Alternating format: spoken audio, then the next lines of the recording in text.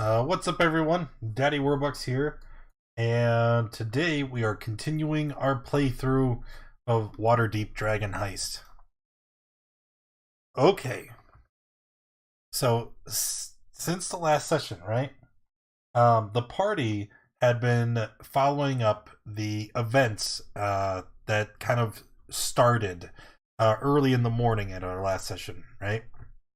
They were all eating their breakfast and kind of mulling about Troll Skull Manor when a fireball erupted in the streets near them. Then they started investigating all the chaos, trying to find clues as to who had done this and why. And during their investigation, they found a number of very strange things. A Nimblewright seemed to be the culprit, and after going to the local temple of Gorm to try and determine, what would this construct be doing? Why would it have done this? They were given a device that would help them find the location of the Nimblewright. And after using this device all through the city and searching, they came upon a noble's villa.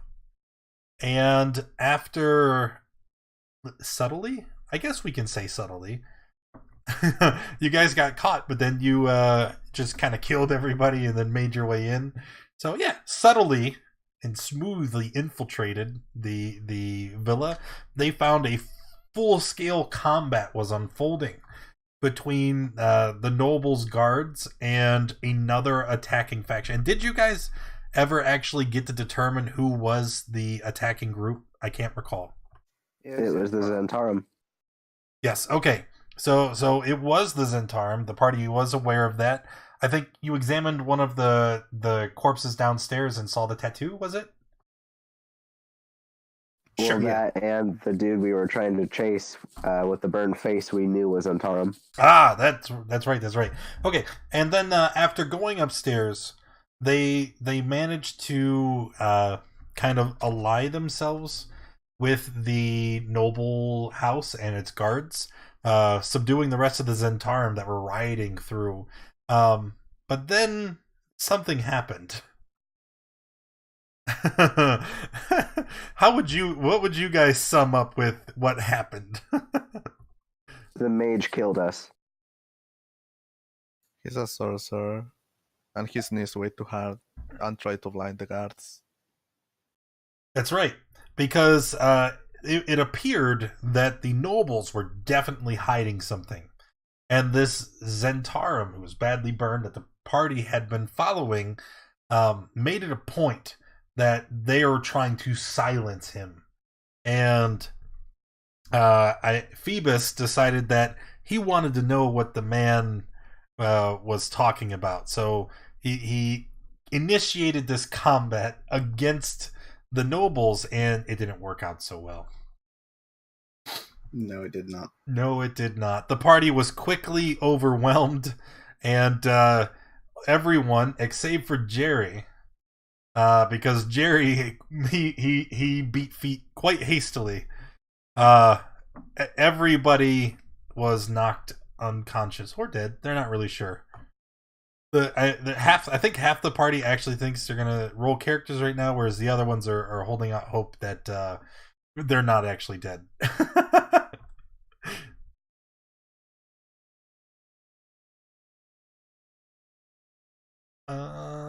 Okay, sure, it's gone long enough. So today we are starting up. All right. Everybody except Jerry is going to be here, still in the villa. Okay. All of you kind of wake up on your own. It's impossible to tell how long it's been, but you are still very weak. Go ahead and give yourself 1 hit point. Those of you inside this room here. I cannot see. Yeah, I see all black.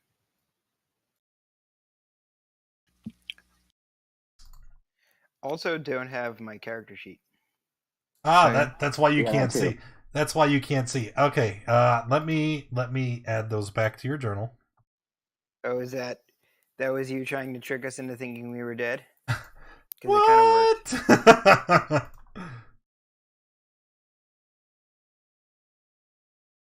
I would never.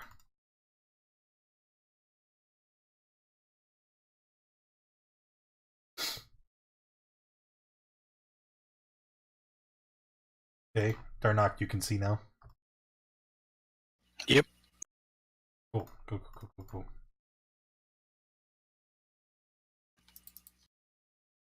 So let me add everybody's character sheet back.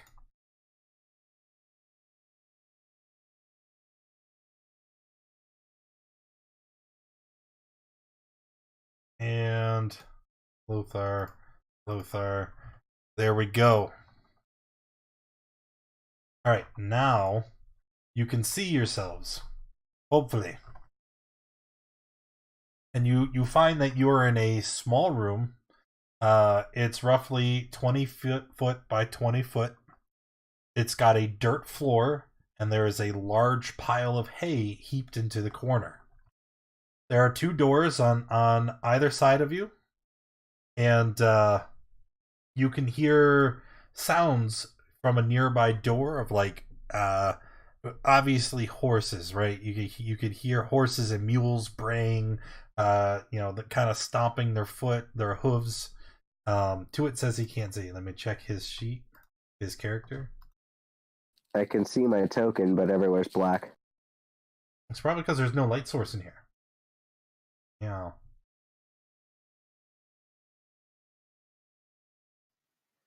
If I'm awake, I would cast light on something. You would do that, except as you guys awaken, you find that your hands are bound and that you are currently restrained. And some of you, particularly Phoebus, Darnock, you guys are also gagged.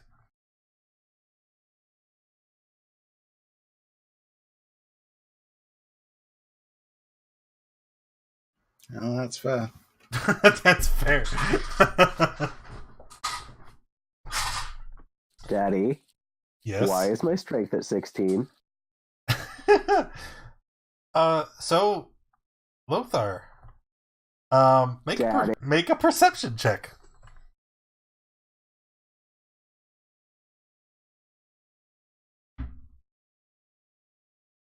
Hey, that's a pass. Lothar, as you awaken, you feel the restraints, tying your wrist, elbows, and legs together, but you notice a distinct lack of something. Your weapons and some of your equipment has been removed. Why would you take my belt? What do you mean? I didn't take anything. Yes, Darnock, you are still wearing your hat. Do I have my mask? Hi, guys. Yes, you have your mask. It's hard to determine what all is missing since it's so very dark in this room, and you can't quite move around. But as you guys are kind of fumbling about, what would you say anything or try to do anything or? Yeah, I guess Phoebus will make some sort of attempt to try and wriggle free of his bonds. Probably be the first thing he'd try to do.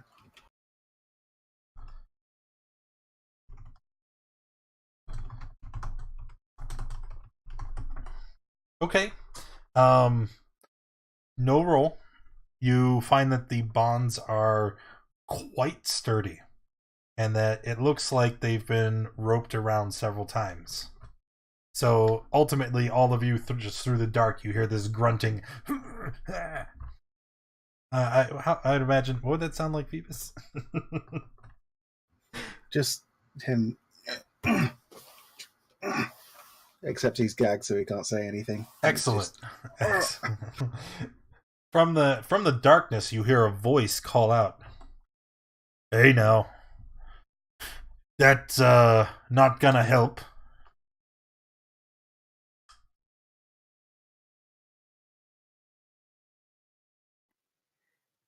Who is that? Name is Erstel. And I believe that you guys were looking for me.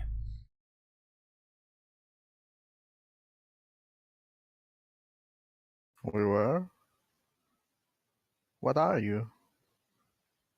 He he just you there's a long pause coming through the darkness. Like, were you I he starts fumbling around, but you hear like scraping of like boots on dirt, and after a while he's like, "Oh, this is impossible."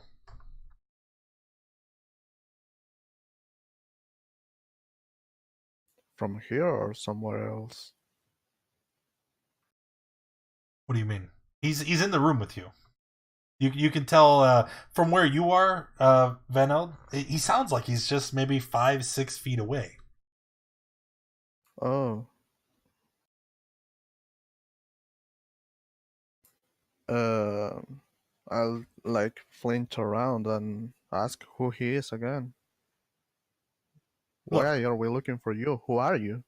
I told you, my name is Erstel, but we have to get out of here quickly.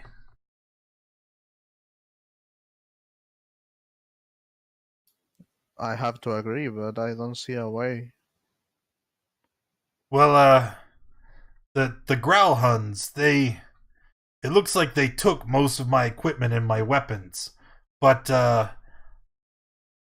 I happen to have an implement I don't think they would have taken, but I can't quite reach it myself in my current state.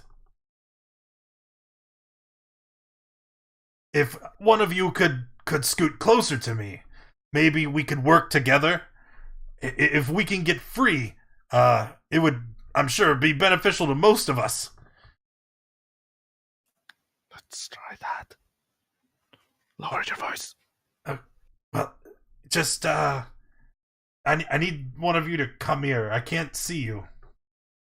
Do I know from where he's talking? Sure, he's like coming directly from west of you.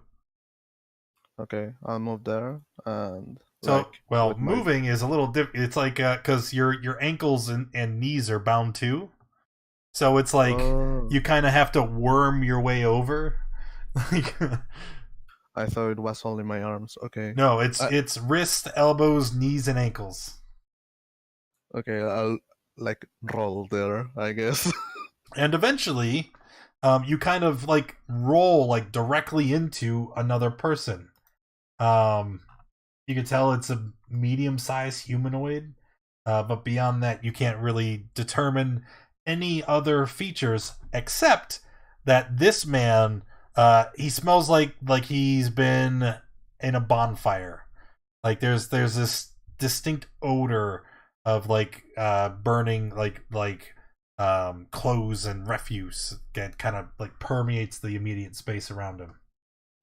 Is it the same voice of the dude that was saying they're gonna silence me? That wasn't. That was the nobles that told you they were going to. Oh, yes. No, I know what you're saying. Yes, it is the voice of the man that was saying the nobles were trying to silence him. Okay. I'll try to. I guess my arms are on my back, right? So I'm going to try to put like my back to him and ask him what he wants me to do. No. That's not going to work. You see, I am trained to hide a number of knives and daggers in various places. They've removed my shoes, so they found my boot dagger, but I have a another one. It's a small blade, only about the size of your finger, but it's tucked into the waistband of my pants. you have to kind of wiggle it out. It's like sewn into the seam itself.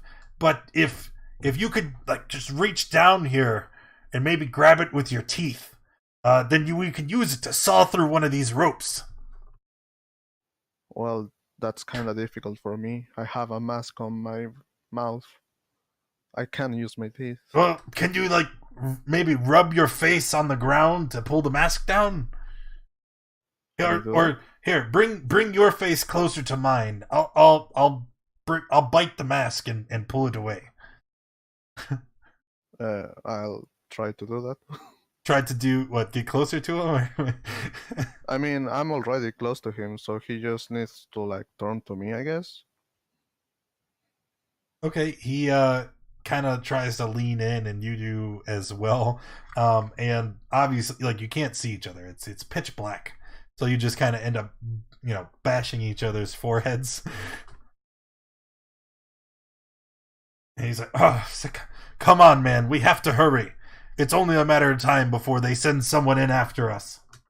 And I can imagine they're either just going to kill us all, or they're going to let the city watch have their grimy paws on us." I'm trying to get the knife. Okay. Or something. Okay, just this time, slower. And he moves in, and he's uncomfortably close. Like his breath is on your face, and he's so very close. I mean, he could kiss you, and you couldn't do anything about it. I don't see it. I don't flinch or anything. And he leans in, and you can feel his teeth on your cheek as he grabs at the mask, and he just kind of yanks it away and pulls it from around your nose and mouth. Okay, all right, good. Now I need you to lean down here, and just kind of bite at the seam here until you feel the knife. Sure, get your ass up, and I'll try to aim. I guess. Wait, how I can't stand up. They've tied my knees together. Here, I'll lay on the ground here, and you hear him like scooting along the dirt as he's like wiggling into position, and he kind of is like moving his crotch towards your face.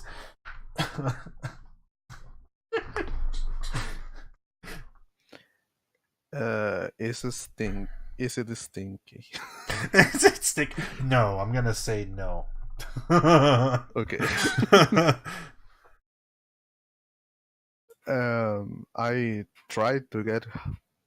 I mean, I guess I'll use like my chin to like palp it, and when I find it, I'll try to get it out with my mouth. Hey, come on, man. Gentle. Hey man, I'm doing the hard work here. You keep your voice low. Okay, all right. Look. It's not in my pants, right? It's in the waistband. Like you have to go higher.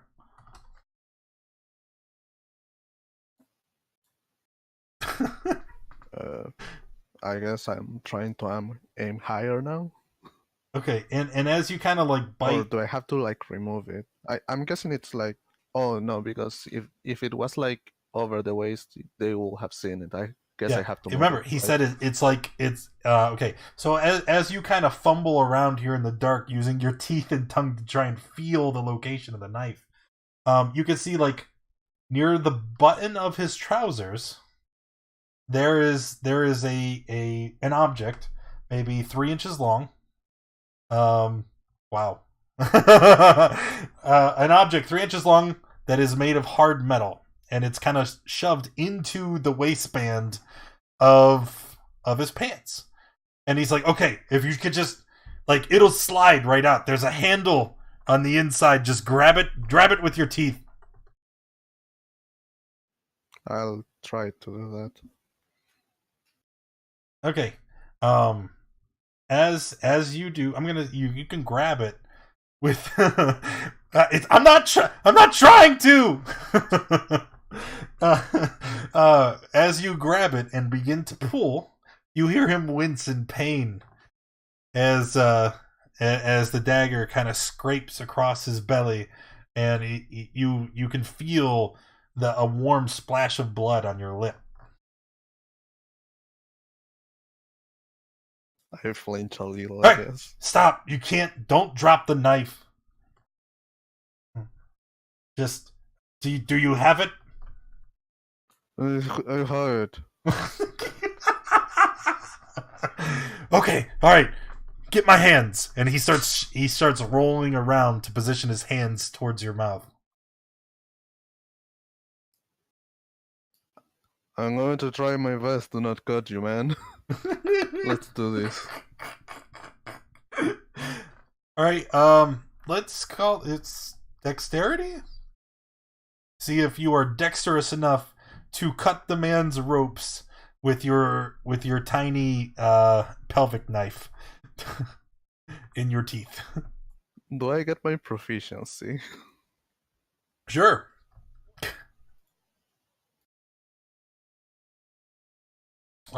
It's safe, but it doesn't matter because you had your proficiency to both.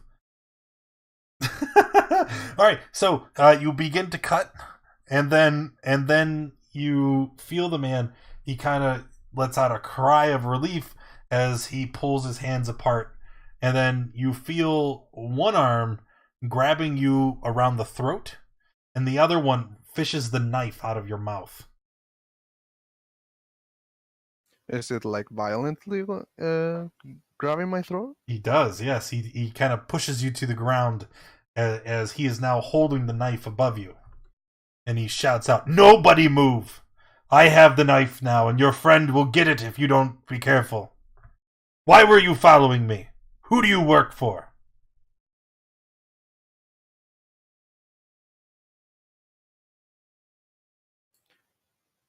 Hey man, I know you're trying to kill me, but these bats are gagged. I don't know if you noticed. We work for no man. I don't believe you. Why were you following me? You were at the scene of an explosion outside of our house. And what does that have to do with you? Did I mention it was our house? Sure you did, but what possessed you to run all over of Waterdeep? Surely there's something else. And I know that it was you guys who rescued Renair. So, how about you? Did he send you? Was it Renair?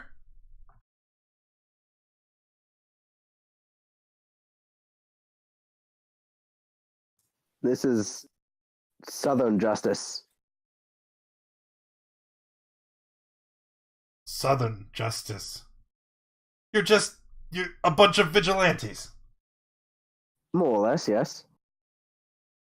So what do you intend to do with me? If you had found me? Ask you a few questions, and if we liked what you had to say, put you on your way. We have no quarrel with the Zentarum. Well, I have a better proposition for you then. Unfortunately, other than this dinky thing, and he kind of smacks the knife into the stone of the walls nearby. He's like, "We have no weapons. We are outnumbered, and there will most definitely be guards posted nearby, and we have to get out of here. So I'm willing to let you all go. I will cut you free right now, but you have to agree that we go our separate ways when we're done, and that you won't follow me anymore." Do you not also want to kill the Nimblewright? Why would I want to kill the Nimblewright? Didn't it blow you up? There are bigger things at play here than the construct. Well, if you're not going to go after the Nimblewright, then you have a deal.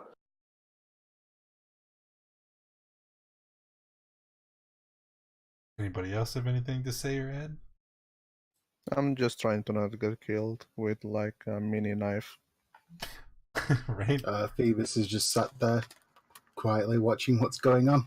His hastiness has caused far too many problems in the past. All right. So after a moment, you hear a small like sawing noise, and then Van Eld is cut free. Then you can hear the man sawing at his own bonds around his feet, and then he's going to fumble around until he gets to Darnock, and then he kind of reaches out, right? Because he's still fumbling in the dark, and when he first reaches out, he just kind of touches your face, and then he feels that the gag is there, and he pulls the gag away from your mouth. Thank you. Gagged you, huh? Are you a spellcaster? Somewhat. Were they smart enough to take your baubles?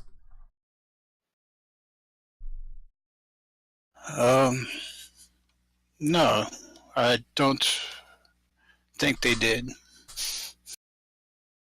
They were probably in a hurry. Well, here, and he cuts your hands and legs free. He's like, try to think of some way out of this. And then he goes over to Phoebus, and eventually he's going to give you all the same deal. Cuts you free, loosens the gag, and then you can kind of hear him moving around the perimeter of the room.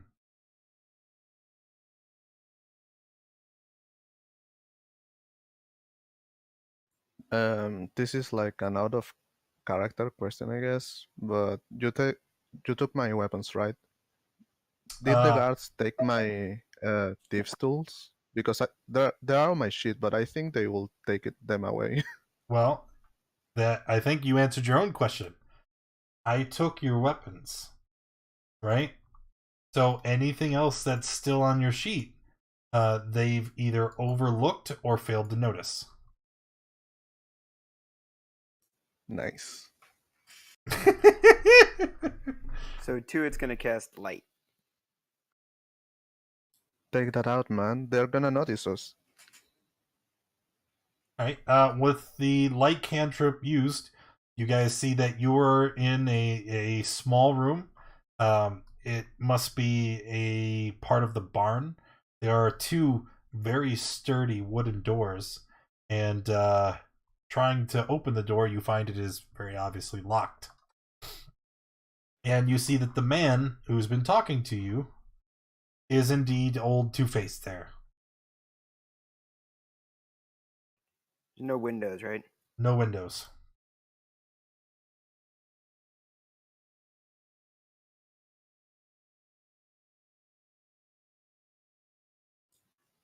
Does the door have a lock that I can pick? No. Looking at the door, you don't see like an iron plate or a key. This is more rustic, less sophisticated. It's just a big wooden door, and pushing on it, it's not so much that it's locked as it is barred from the other side. Jerry, this would be a good time to check up with you. So Jerry, you currently are on the outside of the house, right? And sitting outside. I would have. Go ahead. I would just would have left entirely and went back to the bar. Oh, okay. Well, then I will remove you and never mind.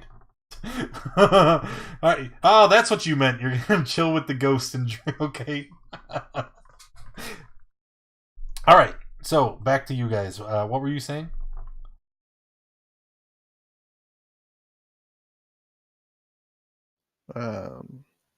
Well, I don't see a way out right now. It's probably locked with maybe a ghoul or something, like outside the door. Why don't we all try and push on it? I'm pretty sure I can bust through the door, but I'm gonna need a little bit of healing, or else I will hurt my head. Don't want to be knocked out again, now, do I? Wait. I'm We pretty can't. sure you can push the wall, but But if we think about just bursting through the door to the other side, we need to be prepared. We don't know what's over there, but I can guarantee they probably have guards posted. yeah, that's for sure. So if we're gonna burst through the door, that should be our last resort, because it will certainly bring attention to us. Do we have any other options? And he says, he kind of looks over at the spellcasters.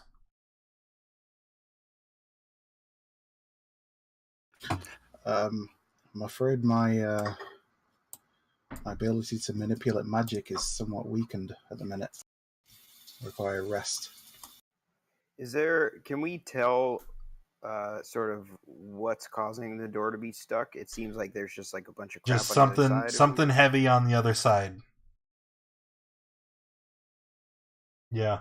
I think I might have a way to move what's on the other side more easily. But he claps his hands together. Okay, funny hat. Now you're talking. What do you have in mind? I don't have a hat on.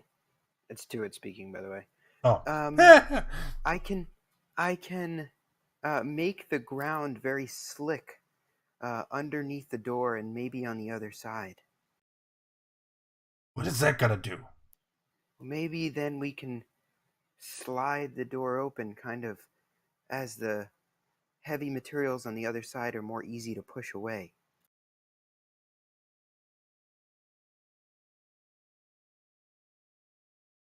Well, I don't hear any other ideas. Why don't we give it a shot?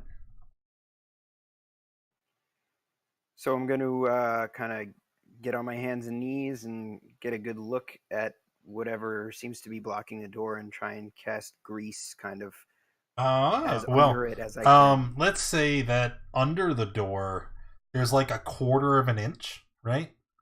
And you can kind of look under there and see just a little bit of the other side. You can see the faint indentation. You can see like the faint outline of like horse hooves, as you know. You can see there are animals on the other side. You are in a stable, but you don't see any objects blocking the door on the ground.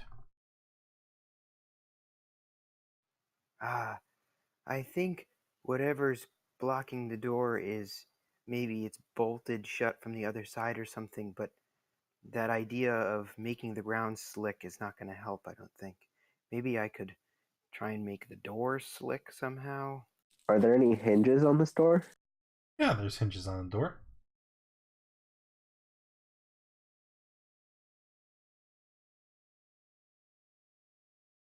I'm gonna bash the hinges. All right. Not bash, like get my horn under it and just kind of like yank the hinge off.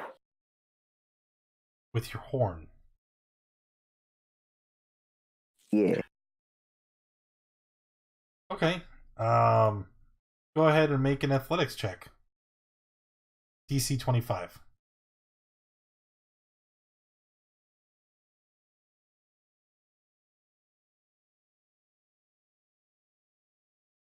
All right.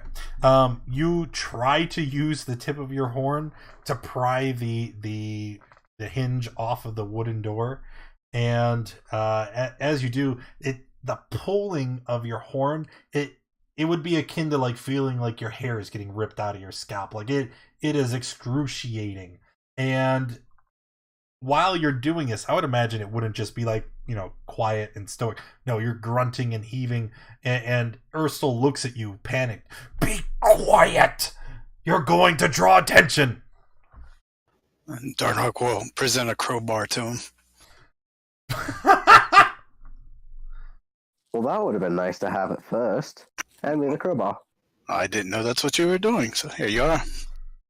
Alright, now I'll use the crowbar to do this. 6 level 2s, I believe.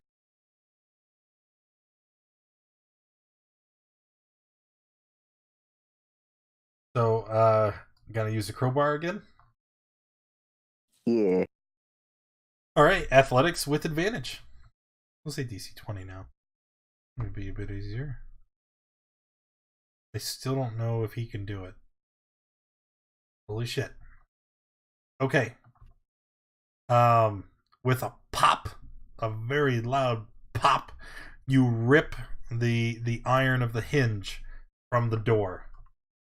You hear a couple of startled voices. What was that? Quick inside!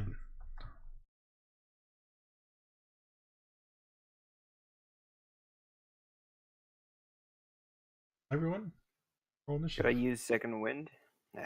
Ah.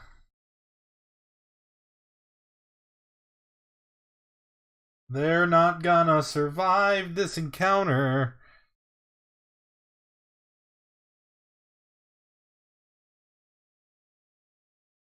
They're all at one.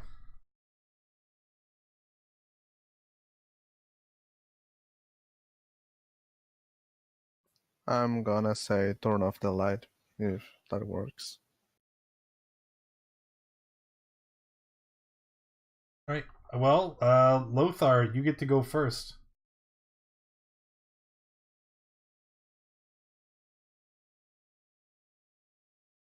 I'm gonna start this off by going into a rage.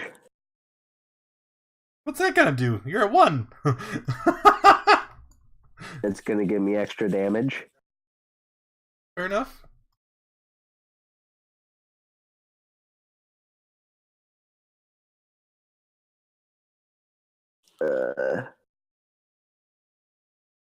And move right there.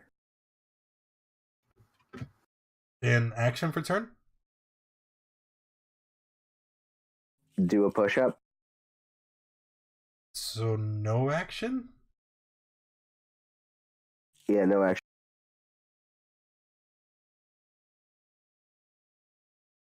Vinod? I'm going to like kneel and pretend to be tied.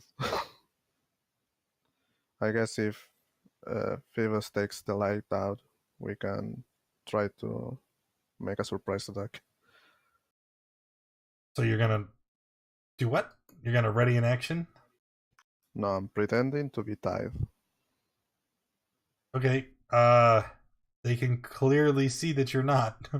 I mean, you did just force the door open. And wait, the door is open. Yes. Oh. You can see into the room below you, right?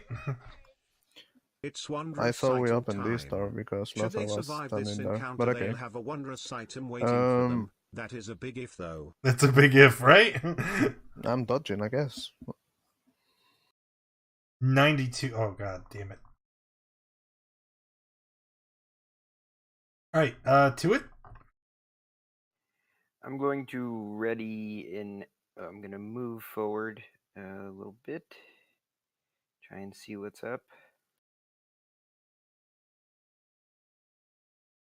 And I'm going to ready in action to cast Grease when they move to this square.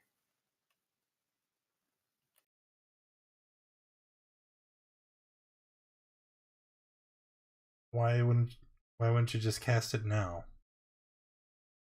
They're going to do it.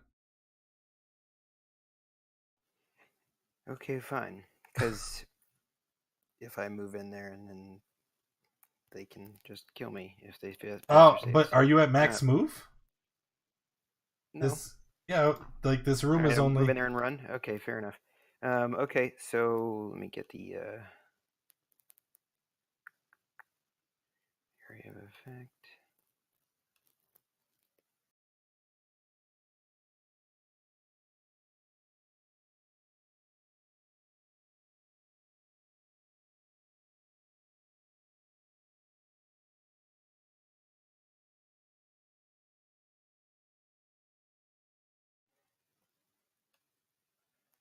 Right there? All right, right there, yep.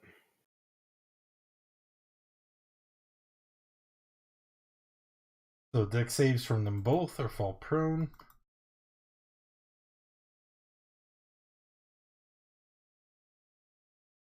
They both fall down. Then I'm gonna move back here. That's it for my turn. Sorry, and second wind. Okay. Alright, Urstel is going to walk forward He kind of looks at the ground there, and then he shouts back at you.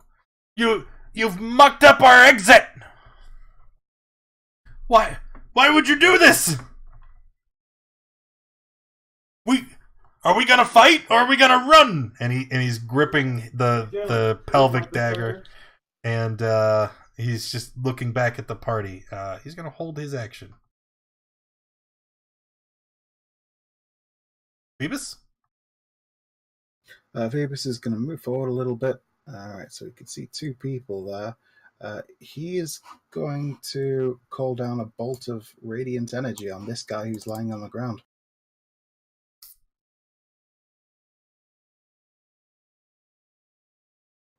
Yeah.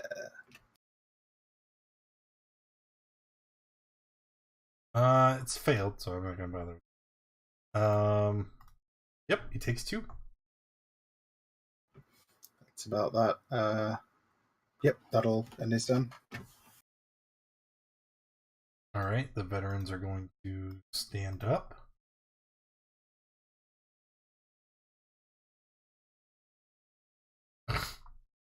Enters the area, ends its turn. There's also Dixie, Repel Pro. Difficult terrain.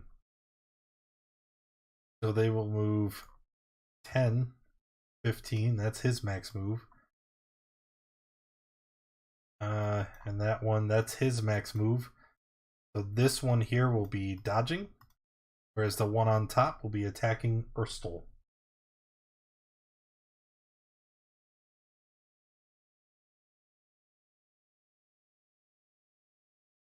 Oh, yeah. Alright, Darnock. Alright, move back. Try and get better view. Use my sorcery points to get a first level spell back, and then take the dodge action.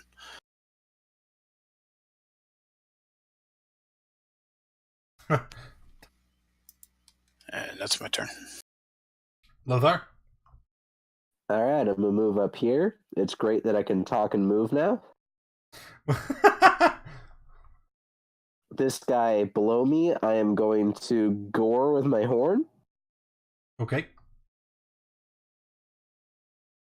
That's a hit. And then I'm gonna shove him 10 feet back with hammering horns. Wait a minute.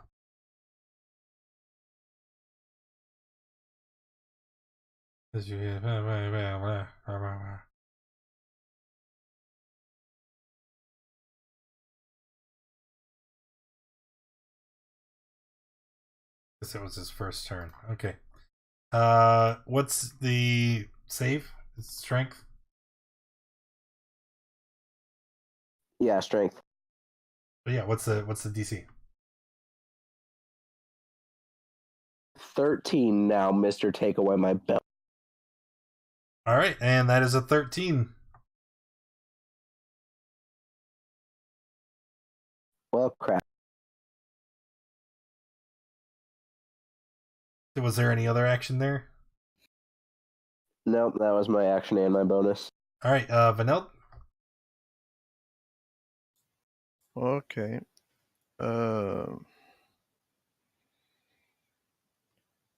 Can I? What are these guys wielding? Do they only have their long swords? Long or swords. Can I? Long only swords, and actually, you see there's a heavy crossbow on their back, and it looks like there's an additional short sword on their hip. Can I try to steal a short sword for them, like on their nose? Well, you have to get adjacent to one first. Yeah, that's kind of hard. Can I move through the horse? No. How far? Where did you start? Here. It looked like you pinged right in the middle. Were you there or there? I was here. Okay, so you've moved 5 feet. Yep. Let's say we go diagonal, and then we can go 10 through Lothar, And then 15, well, no, this would be 20 because Greece. Yeah, we're counting it. No, it don't matter. So we'll say 15. Okay. 5, no, 15, that's 20, I'm sorry. So now you're here, and you want to try and steal, what, the short sword? Yeah. Alright, let's do sleight of hand. See if you're nimbly bimbly enough to reach in, pull the weapon out of its sheath, and I'll do so before he can stop you. And you do! Alright, Van Eld, you have a short sword. Okay. I want to bonus action disengage and move to a corner. That's 30, right? What about your action? I'm not counting that as your action. That would be a free interaction, right? I just had you roll to see if you were successful. Then I'm definitely stabbing him, I guess. Okay. I'm adding it to your sheet right. Oh, I already did it. Alright, stabbing him. No, you're not. And then bonus action disengage. How much movement do you... There you go. To it? Yeah. Are these horses restrained? Yeah, you can see in between the token. Oh. You see, there's a stable there. Can you see that? I can. I actually think it blocks your line of sight, but there's a stable there. Line of sight, but yeah. So not restrained. They're in a little stall. You can't interfere with your own game. Get out of here. One of them, one in front. And no, it's not $2,000 to send an encounter. You wait. So you're gonna hop the wooden stall and try to land on the horse? Yep. Okay. Let's call that acrobatics. That seems like that'd be pretty difficult. Nailed it. Yeah. Smooth as hell. And see if I can't prompt it to kick the stall open. Sure. Let's go with it. And if Mr. Controlled or Uncontrolled Mount can give a kick to this guy, he'll do that too. But if not, I'll no. just walk forward. Instead, what it does do is it makes a break for the door, and it steps in some grease. That's a failed dex. Oh wait, that's from the veteran. I need the draft horse. Steps in some grease. 18. Alright, so it just keeps going, man.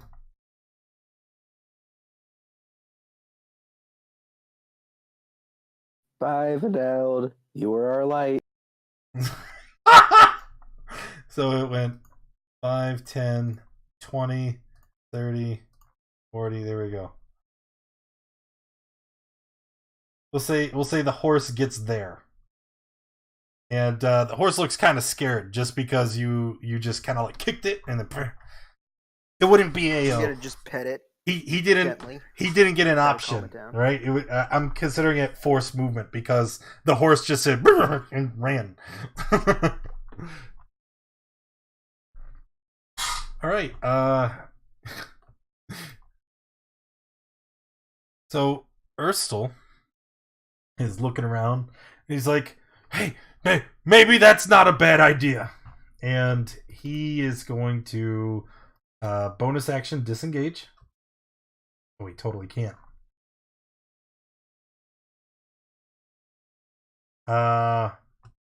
Belay that. Actual action disengage. And spend the rest of his movement to climb up on the horse.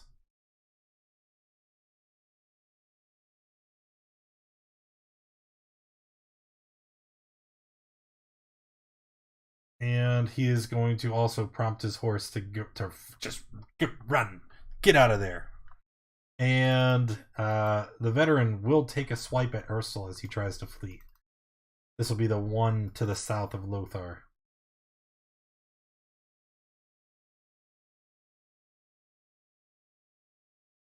All right. Phoebus? All right. Phoebus is going to move up a little bit. So that's 10.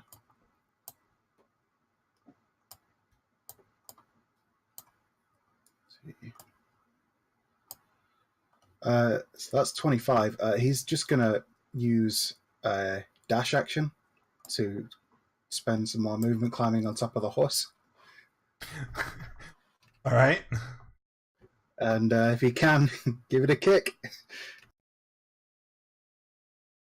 And these horses could go like so much farther if there wasn't this big patch of grease.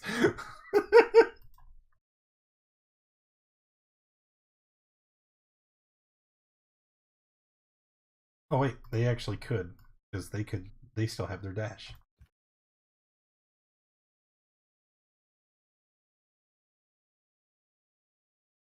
Sure, let's put you there.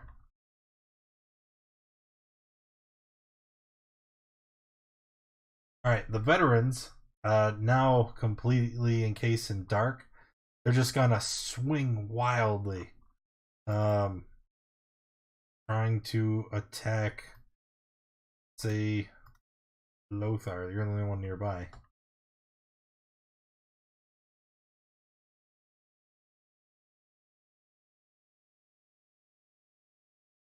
Oh, they all miss, and you can feel Sweet baby Jesus. you can feel the wind of the attacks as they just brush by you.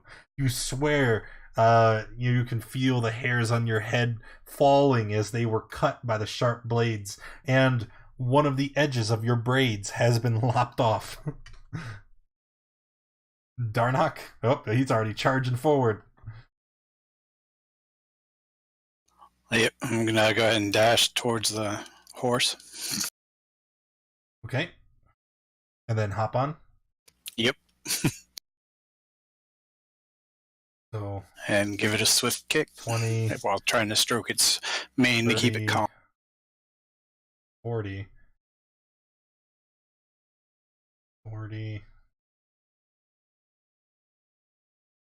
Place him there. There you are. Nice. Lothar?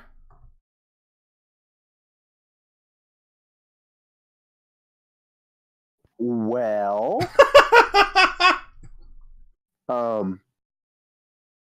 also being encased in darkness,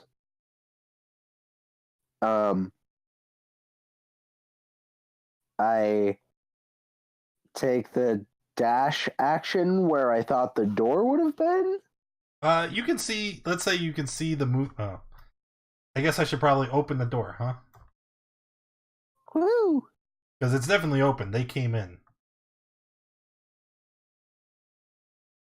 That would be moving through the grease. It would take you 5, 20, 30, 35, 30 feet of movement to reach the door. 35 to make it to the other side. I don't care. I'm dashing. Okay. Here we go. Two reaction swings. Only one. I think only one. He can barely see you from the moonlight of the door. The other one is still completely blind. I couldn't see him. Yeah, well, he can see you. And he misses. Ah! Eat that, sucker! As I run and jump on this horse with Veneld. I don't think you have enough movement for that. It takes half your movement to mount a creature. Well, I dashed, so if I was at 35 right there, then 25, and then that would be not 15. 35, 40. This is a dash action? This is 35, 40, yeah. And then to get up, 55. Yeah, I guess. Sure. Oh, that poor horse. All right, Veneld.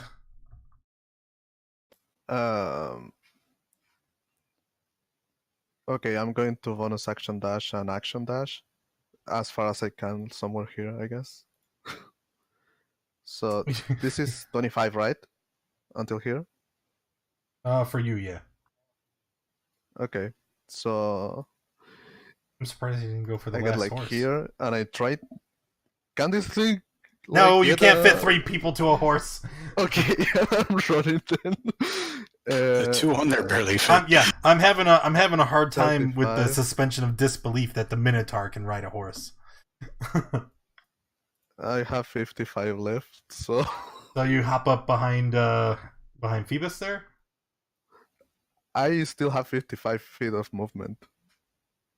So are you going to jump on a horse behind Phoebus No. there? No, I'm running for my life with my Okay. own feet, I guess. If they want to like pick me up, I guess. But Okay, moving on. So the veterans, they wouldn't be able to reach you, right? Because of the grease in front of the door. They would be too slow, and then they can pull out those heavy crossbows and try to take some pot shots at you as you run, which they would certainly do. But even out here, it's dim light, as it is still nighttime, and we're gonna say that the distance is you would only be maybe well, depends on who they shoot, because Urstel and Phoebus would have turns before they do, so you would be well outside of range. I'm sorry, Tuit, Urstel, and Phoebus. Darnock, Lothar, and Vaneld, you would still be within the normal range for their heavy crossbows. So they're gonna pull those out, and they're gonna shoot once at Vaneld, and they're gonna shoot once at, who did I say was the third one? Darnock.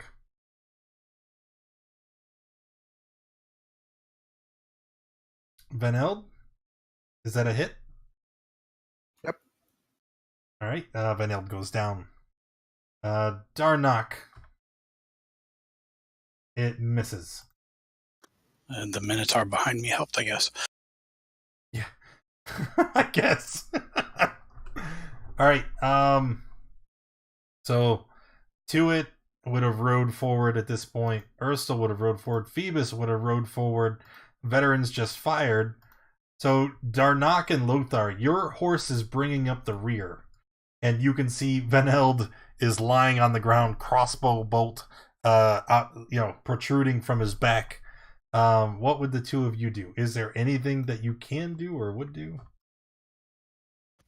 If possible, try to bend down and grab him as we ride by, but I know Darnock would not have the strength to do it, so he'd suggest it to Lothar. Oh yeah, I'd bend down and grab him for sure. All right. So Lothar, we'll say this uses your reaction, and you're going to need to make a dexterity check. Can I try to assist by holding him? No, I guess? you have to hold on to the horse. Okay. You're steering. Pray with me, boys. Oof.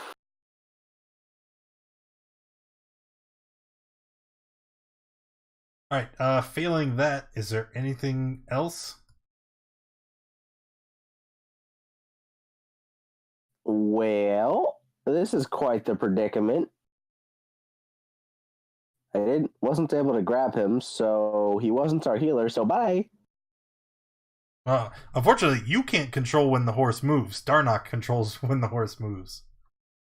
Yeah, Well, seeing him miss, I'd kind of try to circle the horse back around to do it again. Okay, so you've only moved 25 feet of the horse's movement. So he goes up 10, comes back another 10, and then you kind of rear around for another attempt.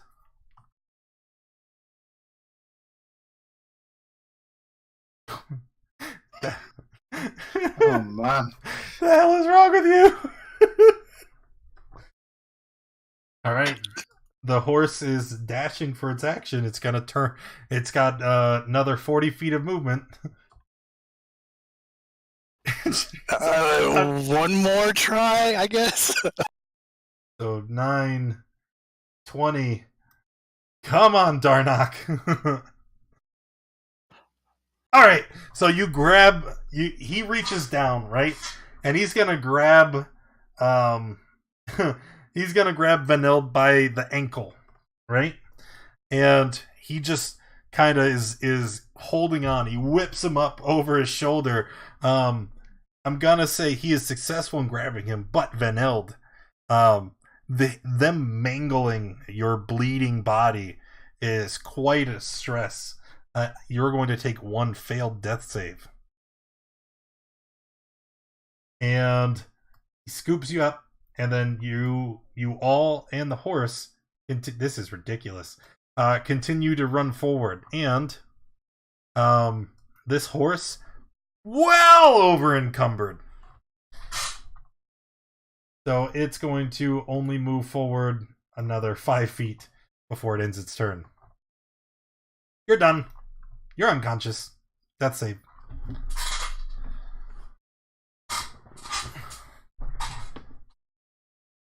Okay. To it.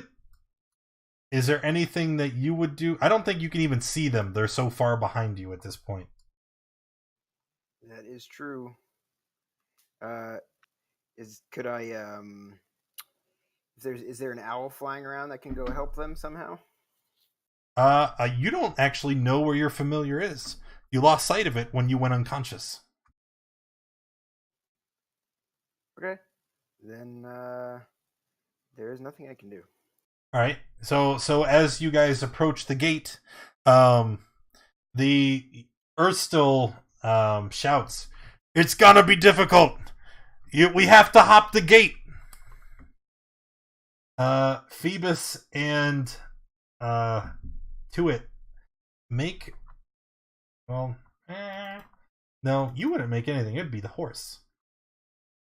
The horse is gonna make a check to see if it's strong and nimbly-bimbly enough to get over the gate. Sound good? Can we give it a good kick right before it's about to jump? No. Well, yes and no. Let's call that an animal handling check. You guys can make an animal handling check to see if you can maneuver the horse well enough to clear the fence.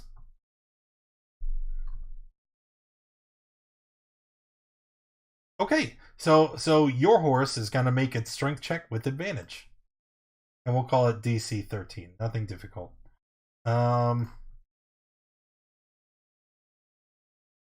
14? 16. All right, all three of you are able to jump over the gate without difficulty due to some expert horse handling. As you jump the gate and hit the streets of Waterdeep, you can see city guardsmen approaching from further off. They are slightly alarmed by the sight of the horses jumping the fence and running off, but they don't seem to be pursuing you. As you guys race down the road, Erstal shouts, "We need somewhere to lie low!" We have a safe house. Follow us. Okay. And Erstal will accompany you guys back to Trollskull Manor. Back to the things that's going on down here. The veterans. As we are riding, can I roll death saves to see if I die? Yes, when it's your turn. Oh, we're still on initiative. Yeah, okay. they are no longer in initiative because they've effectively escaped and are no longer in danger. Okay, so the veterans, in pursuit, they run forward, and they can clearly see all of you because you didn't get very far because of you had to pick up to it. So they're going to fire their heavy crossbows again. This time, however, they're not aiming it at any of you. They're trying to take out your horse.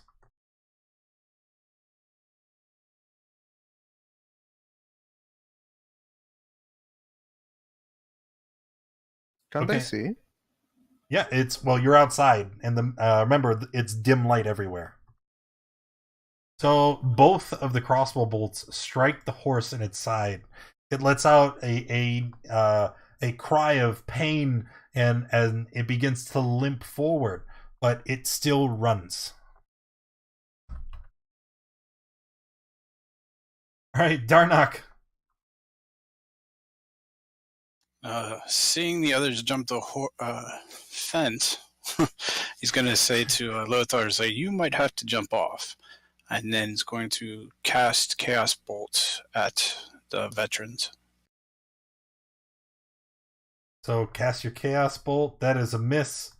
The horse begins to run forward, much slower than before, as it's weighed down with all three of you, and it's limping from its wounds.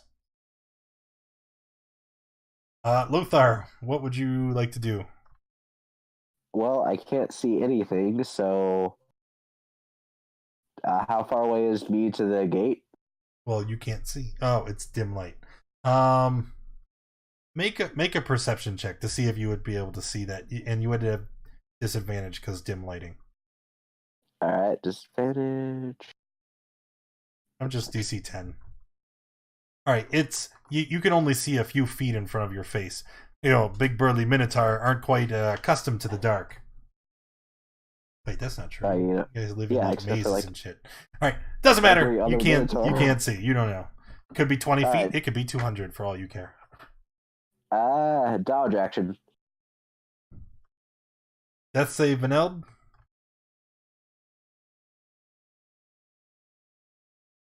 Okay. Veterans continuing to run forward. Firing. Well, let me check the distance here. Still well within range. Firing twice at the pony.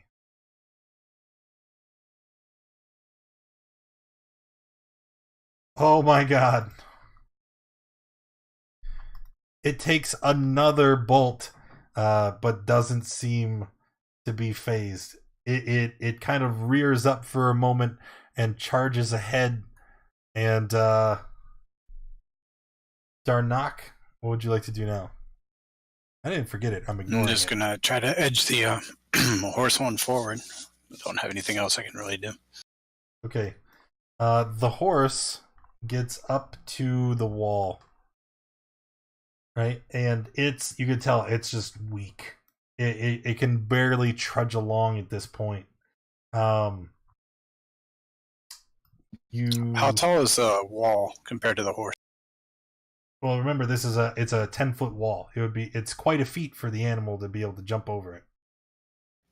I was more asking if we would be able to climb off of the horse onto the top of the wall. It would be just as difficult as trying to climb up just from the ground. Oh, okay. So what are you doing? We'll attempt to get the horse to jump over. It refuses. It doesn't even attempt. It's much too hurt.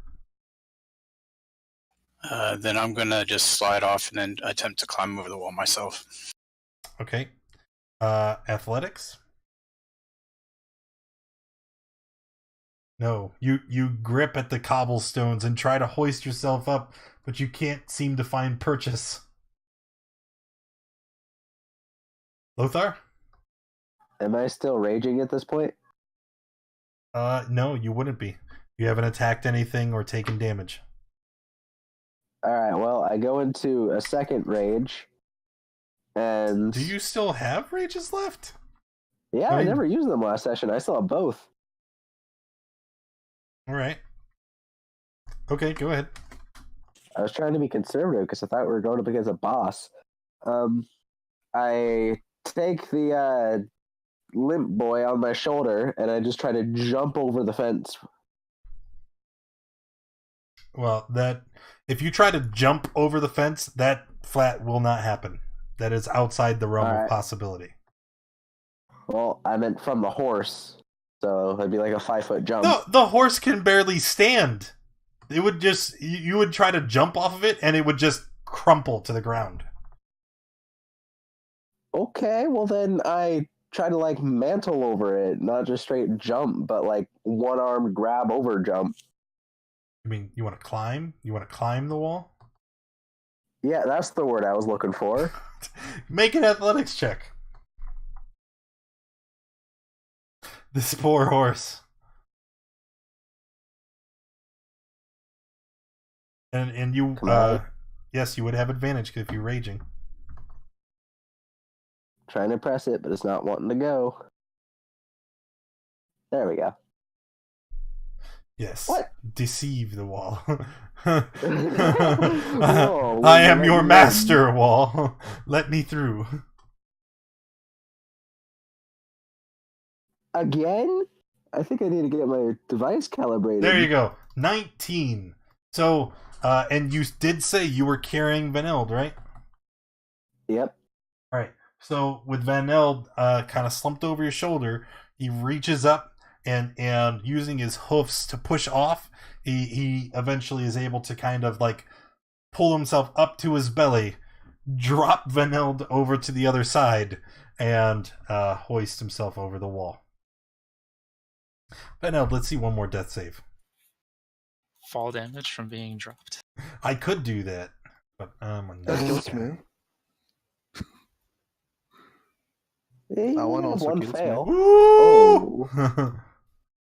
Mama. I already had one fail, so this is 2.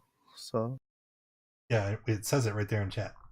The veterans going to continue firing. Darnak, you're kind of like from where you are, you're like trying to climb the wall. The horse is in between them and you, and they fire, and it strikes the horse, and the horse falls over dead.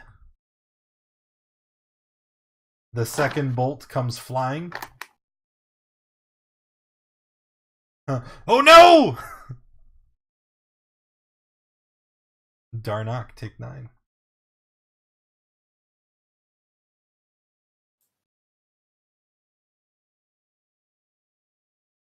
Oh, death save?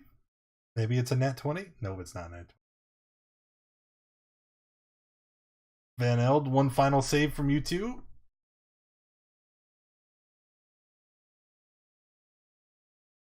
Oh. Stable. Okay, so Van Eld on the other side of the gate, he would get picked up by Lothar, and then Lothar, what do you do? What are you rolling a d4 for?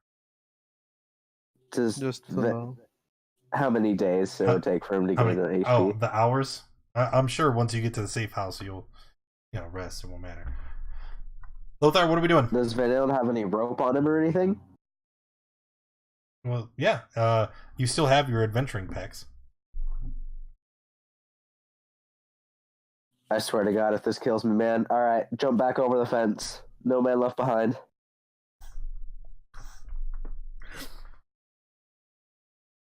You're going back over the fence. Yeah, to get the other guy.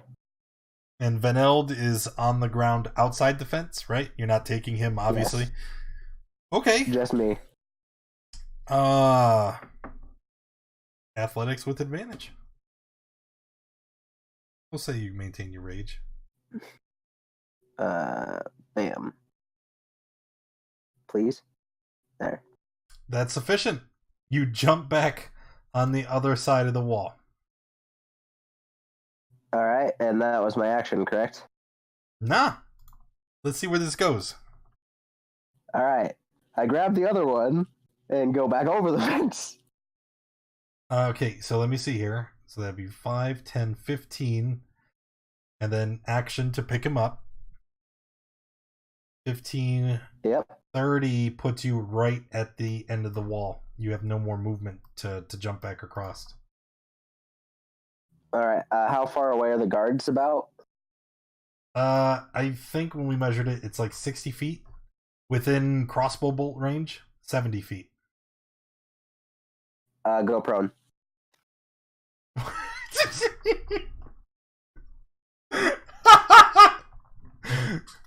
All right. Darnak. Death save. And then I think I accidentally deleted the veterans. They would be next.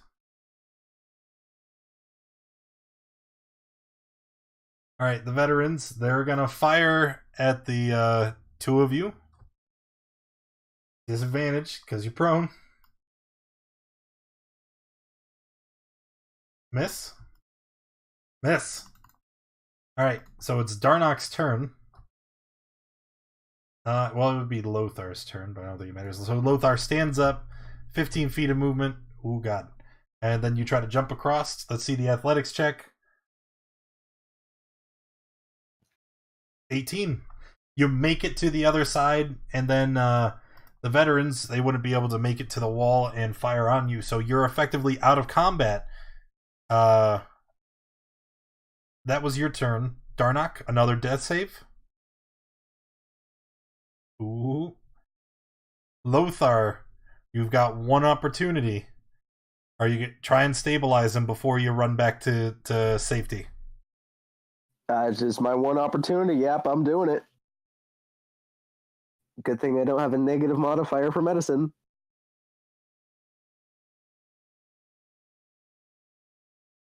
All right, you try, but you're unable to stem the bleeding.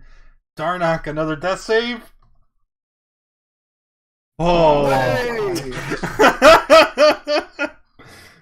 All right, and everybody makes it back to Troll Skull Manor. Although not all at the same time, and not necessarily in one piece. That was tense. Yes. Yeah, my favorite rolls to make.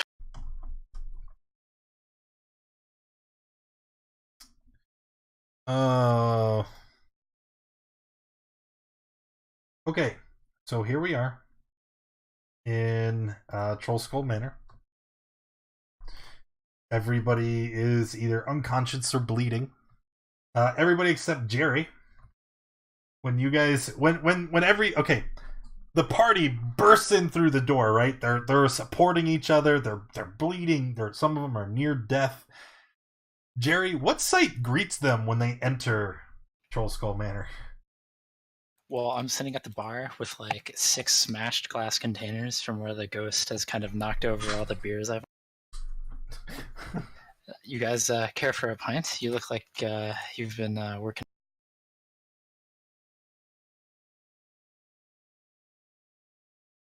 It would be at this point I'd walk over to the keg, smash a hole in it, and just start pouring it down my mouth.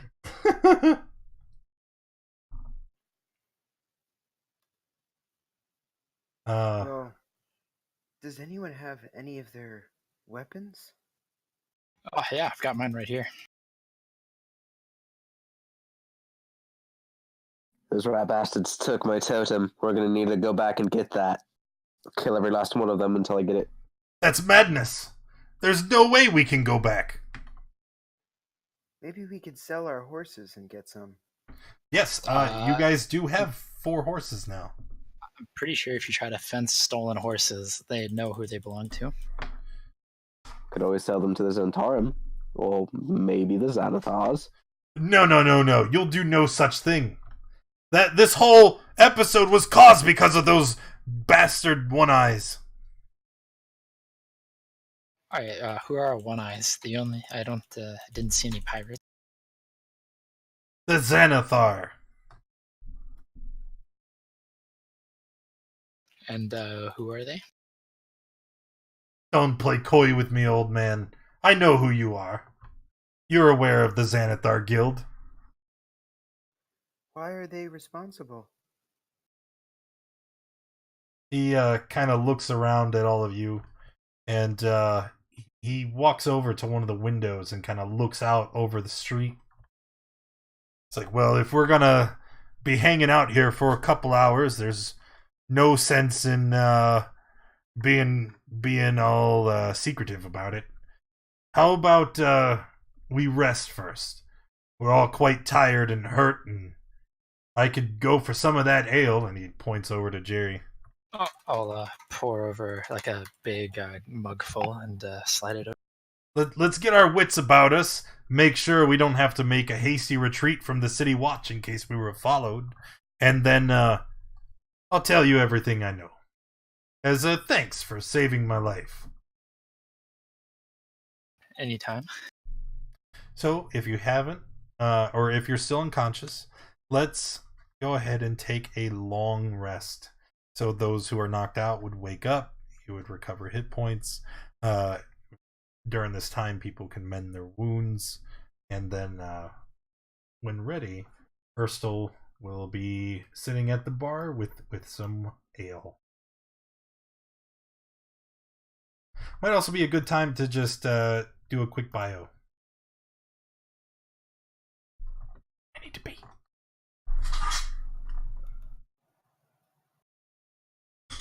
I'm sure we gained a lot of knowledge and experience from that. Wink, wink. Probably not till the end of the session.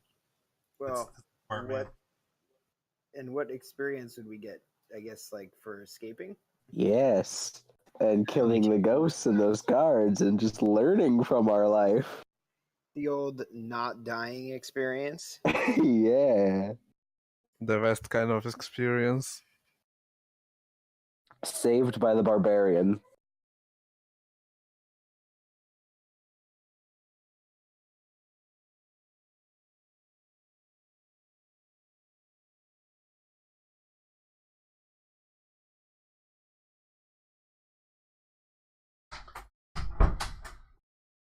You guys should have seen my backup characters' ideas I was shooting with Daddy. They were comedy gold. Fat half-elves? Nope, that's my next AL character. I've also decided I'm going to make him a drow and also make him super edgy. Like how I'd imagine that type of player would be. Hey, I played a drow. I'm not edgy. Lothar. Yes. For going back and not only rescuing Van Eld, but rescuing Darnock as well, when you could have easily gotten away, you have inspiration. Woohoo! And Darnock, I'm gonna give it to you too, because Lothar originally wanted to abandon everybody, but you kind of forced him into sticking around. Nice. That's what the little strongman symbol on your token is now. Don't forget you have it. Now I'll forget to use it for 3 sessions. I have a character in one of my other games. He's literally had the same inspiration for like 8 sessions. Oh, I'm aware. All right, is everybody back from going to the bathroom, getting drinks and whatnot? Yep. Okay. So, Erstal, through the break, he's been sipping at the wine and ale available, just kind of peeking out the windows nervously, ever watching for the first sign of a city watch. Eventually he comes and he sits down and he puts his hands on the bar in front of him and he just says, "Okay, go ahead and ask." Isn't unconscious then long Are you rest? pregnant or planning on becoming pregnant? Huh. If it was possible, then why not? Huh? It could be that way So, depending what on were the you time doing, frame. But we in could the, say if it household? took 2 hours for them to wake up and then a long rest is 8, we could say they hang out for 10 hours, right? I'm just giving it to them. What was I doing there? Yeah, yes. I kind of imagine you would already know, huh? Remind me, I forget. I'm quite along in my years. I was given a job from the Zentarum. And he pulls at the collar of his shirt to reveal his chest, right above his heart, where you see the winged serpent tattoo. Said, "I was sent to recover something called the Stone of Galore. I took it from the Xanathar Guild's treasure room itself, right out from under the nose of the Big One Eye. It was glorious. Huh. Well, we did knew that that thing was stalled, so it was you. Well, it was me originally. I I was tasked with getting the Stone of Galore, but I ran into some trouble.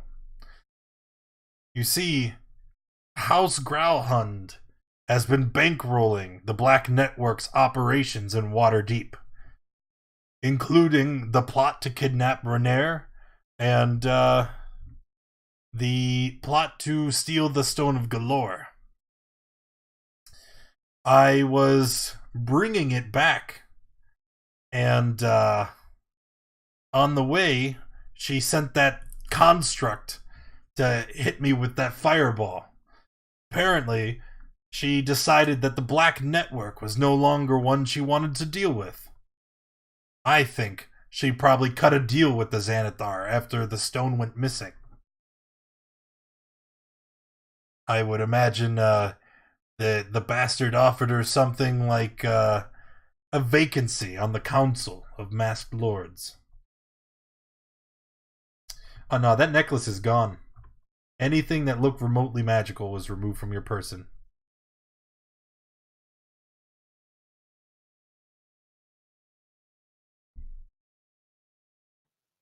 So, this Stone of Galore, do you know what it does or why it's?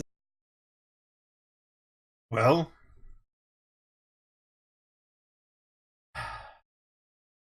supposedly, there is a vault of dragons that was embezzled by the Open Lord of Waterdeep, Renair's father. And it's said that the Stone of Galore is some kind of ancient creature transformed into an artifact.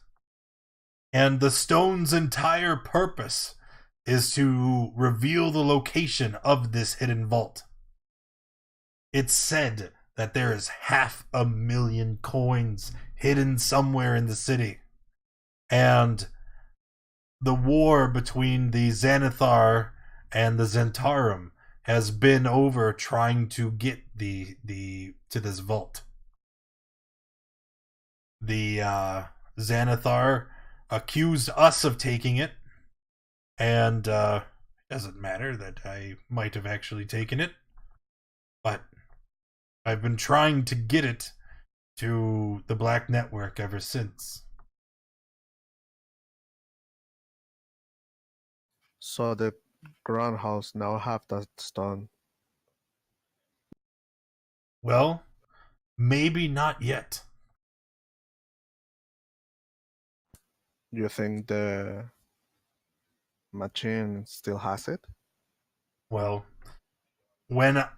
after I fled from being hit with the fireball, I rallied some of the Zentarums that were near the Castle Growlhund. Oh my god, that scared the shit out of me. KFC. KFC. No. What happened? KFC. Hold on. KFC. KFC. Yeah. I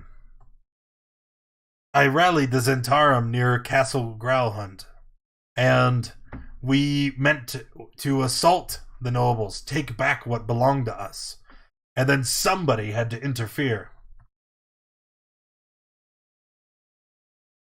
Kind of scowls at all of you.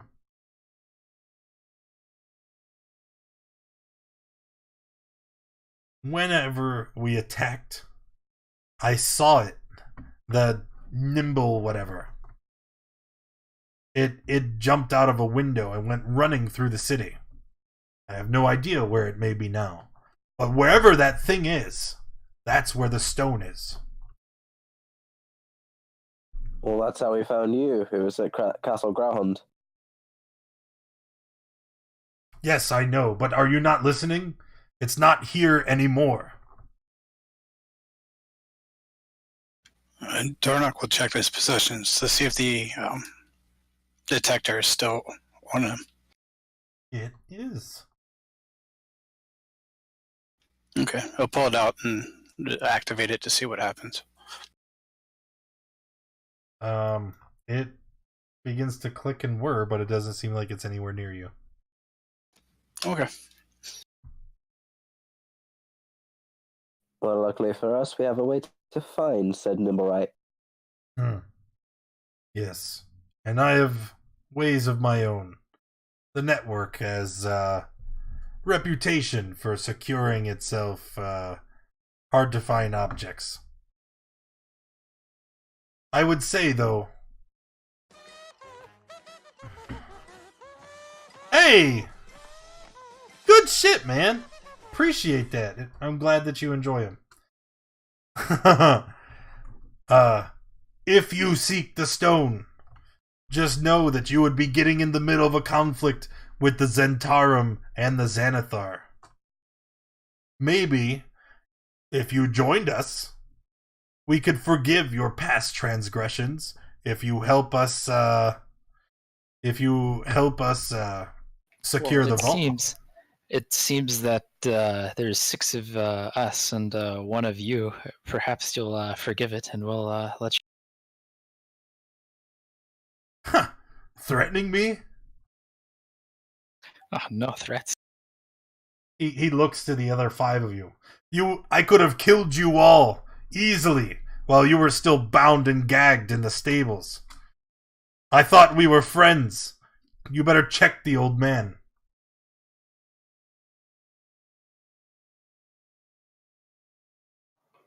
Yeah, I don't know about them. I mean, he comes in and threatens us about the Zentarum taking him out, and the way I see it, he's the one in a bit of a predicament. The Zentarum won't take me out. I'm warning you. Don't make an enemy of the network. I'm afraid you've probably endangered your lives already. It was you who assaulted the Xanathar safe house, right? The what? In the sewers, where Renair was being kept. I've got no idea. Yes, we did. Yeah. It's been all the talk along the network. Apparently the Xanathar is already making moves against you for daring to interfere in his plans. We might have a common interest. Well, it doesn't matter. At any rate, I need to be going. He stands up and kind of brushes himself off.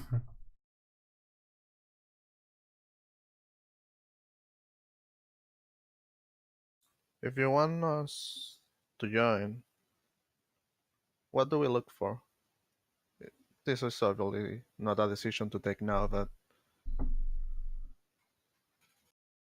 Well, you'll know.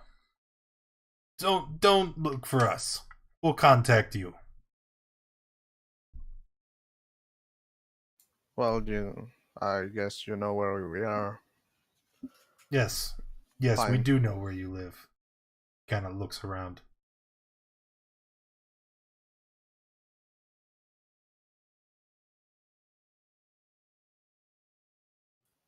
I'll hand him my short sword. He might need it more than I mean, my quote-unquote short sword. Yeah, right. He looks at it, kind of nods to you solemnly. He's like, "No worry, I'll be fine. The only thing that concerns me at the moment is the city watch." If you say so. Oh, I do. And a bit of advice to all of you. Do not leave the house. You think the assault on a noble's manor will go unrewarded? You're gravely mistaken. The city's going to be abuzz for a couple days, and there'll be much too much attention drawn to us. I'd recommend laying low, staying idle, no matter what happens.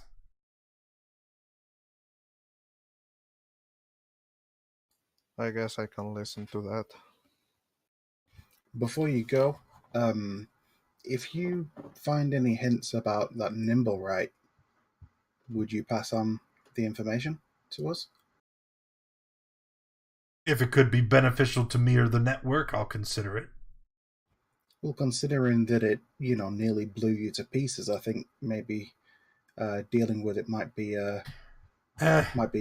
good for business. The nimble right is a thing, a construct. It's just a tool to act on its master's behalf. I know the master, and believe you me, I will have my revenge. But that is for another day.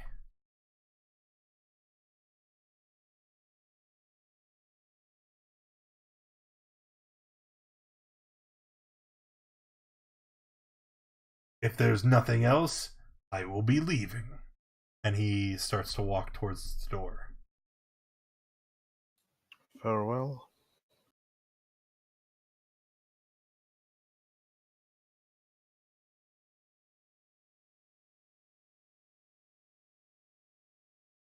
So now what? Well, this kind of puts us back to square one, I guess.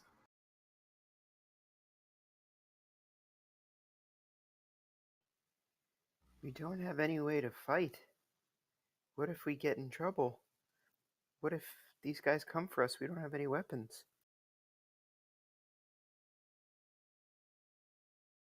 Well, I guess we can try to buy it. If you guys hand me the gold, I can try to secure some weapons for us.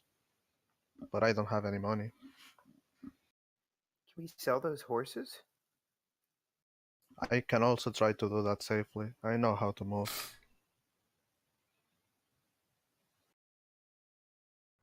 Sure, I mean, if you can sell the horses and then try and sort of re-equip us with similar things that we've lost, then sure. I mean, I can hand you some gold in case you aren't able to sell the horses, so that you can at least. Where would I be able to find horses? Dark, you didn't tell me what the But to me, KFC that was. totem was priceless. I'm Or willing did to you? kill some nobles over What? Really? Oh my god. Okay. I can get your totem back. I got you. I can buy you a sword, I guess. But I think my family weapons are also gone, man. I know your loss. You know nothing. But I think it's better to get over it. Oh shit. Get over it? Do you have any idea what that meant to me? CR5 No. for a party You don't know of 6 level 2s? That swords mean to That me. seems really high. So, I think you should listen to me this time. You never do, man, but I think you have to listen to me this time.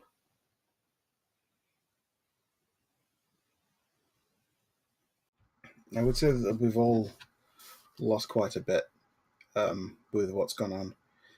As it stands, there's not really anything we can do about it now. That's so that's there's no totally sense brooding over it. That's legit. So All right, Barb if the Devil, it opportunity is. presents itself that we can maybe recover some of our lost gear, then yes. But in the meantime, I think our best course of action is going to be to try and procure some replacements. What? That's just the thing, though. You can't replace a totem. 92. Okay. Oof. Oh. Well, all right. What's the weapon? Work in its place. Because it just says weapon plus 3. You get to pick. The bones of my ancestors inside of it, right? Okay. You can't just replace the bones of my ancestors. No, and I'm not suggesting that we do. I'm suggesting you get something else until you can get your totem back. We get something else so that we can get your totem back. A barb, a blade singer, 2 sorcerers, a rogue, 2 rogues. I wasn't having any of that. Hey, shut up. Don't listen to Rage more. That's one of the players. Wait. Get a replacement for now, and we can try and get our equipment back later. No, we can't go back empty-handed. I think it's a terrible idea at all to go back. Maybe you could try again in a couple you want months. You want it to be a great if you go there, they're probably going to kill you on site or send the city guard after you. You've also kind of led somebody who seems antagonistic to us kind of back where we are, so we should probably find a different place to, at least for the next few weeks. As you mentioned, moving to another place, all of the mugs of ale that were on the counter are immediately thrown to the floor.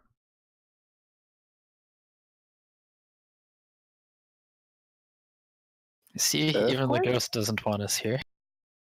No, that's just the ghost. He gets rather upset when you leave half-full glasses. I could also not like the fact of us leaving.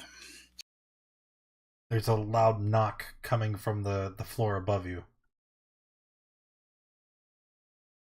Seems someone is in the apartment. I think the ghost was agreeing with you. That could be it too.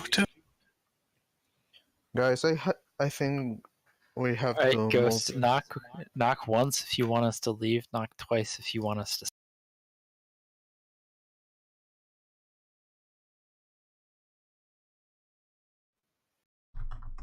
I don't think ghosts were like that, man. Okay, let's go get some gear. Guys, you stay here. I can get it for you safely. Trust me. I think we should go somewhere else. Again, this time it's there is a glass knocked off of the shelf, but it's not just knocked to the ground like idly. It's like it's flung in your direction. Yeah, I don't think the ghost likes us here. It's throwing stuff so we get out as quickly as possible. Or maybe it's suggesting that what you're saying is bad, that we should probably stay, and maybe fix the place up. It wouldn't be breaking glasses if it wanted the place fixed. Yeah, if it's the ghost of a barkeep, it was a terrible barkeep. Maybe it's the ghost of a tavern brawler. Got killed in a bar fight and is trying to instigate them in the after. I'm pretty sure he is the previous owner. We already knew that. Right. We I'm know, gonna go over that it's the previous owner.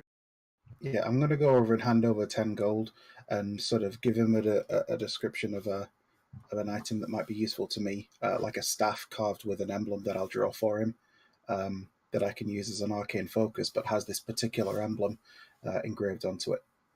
I'll hand him 10 gold, which in theory should cover the cost of it. If there's any more, then, either I can pay you some of it back or just take it from money that we get from selling the horses. I'm gonna go to bed. Yeah. Someone else. Yeah, where are the horses? They're just kind of tied off to the gate around the bar. I'll come with you, Van Eld. Like outside or inside? Trust me. I think I need to go alone. Trust me, I have a way to. Even if there's city watch everywhere, I think I can get out with it. Are the horses I'm tied not up so outside sure about or you. inside? Outside.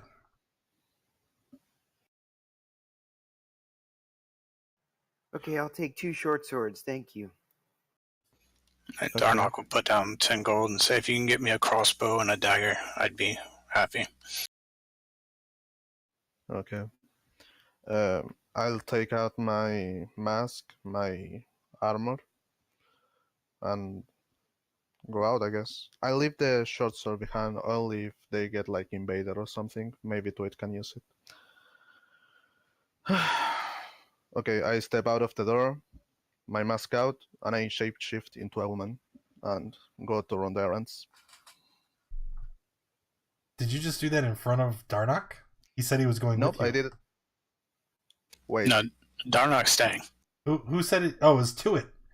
Yeah, Tuit was walking behind you. Tuit said convinced me to stay. 2 short swords. Yeah. Tuit said, I'll take 2 short swords, thank you, and gave me gold. I actually didn't give you gold because I don't have any, so. Oh. Damn it. I heard someone said I'm going to go with him. No, it was me. Tuit was saying he was going to go, but then Van Eld convinced him not to. Okay. I'll try to sell the horses. I guess I know where. Where you can Place? sell some horses? Yeah. Maybe in the same place where we find that talking horse. No. Oh. You. All right. So you start walking around Troll Skull Alley, right? And let me just.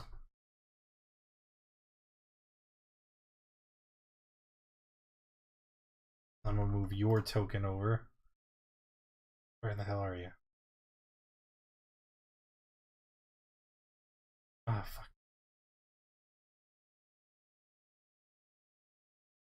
There we go. Okay. So walking around,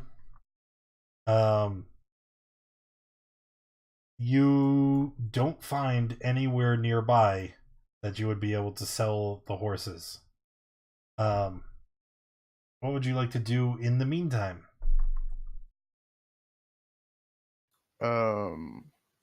Fuck's sake. I'll move around with the horse. No. If I don't know where to sell them, I won't try to do it. You could go to the docks where there was all those other horses. I'm sure one of them would want to. I specifically asked for that place, and he said no. So. When did you ask me that? That place near the docks is where the talking horse was, right? No, that was in the dock ward, but the wards are huge. So you want to go back to the stables where you found Maxine. Is there a chance for me to sell horses there? Sure, let's try it. I told you, I said not to do it, but you're gonna try. All right. So as you are navigating through the streets, the first thing you notice, there is a very heavy presence of the city watch. They're all along the street. They're at every establishment and location, and they are actively questioning people. And it looks like there's a heavy crackdown. It's almost like Waterdeep is under martial law. It's going to be quite difficult to navigate through the streets.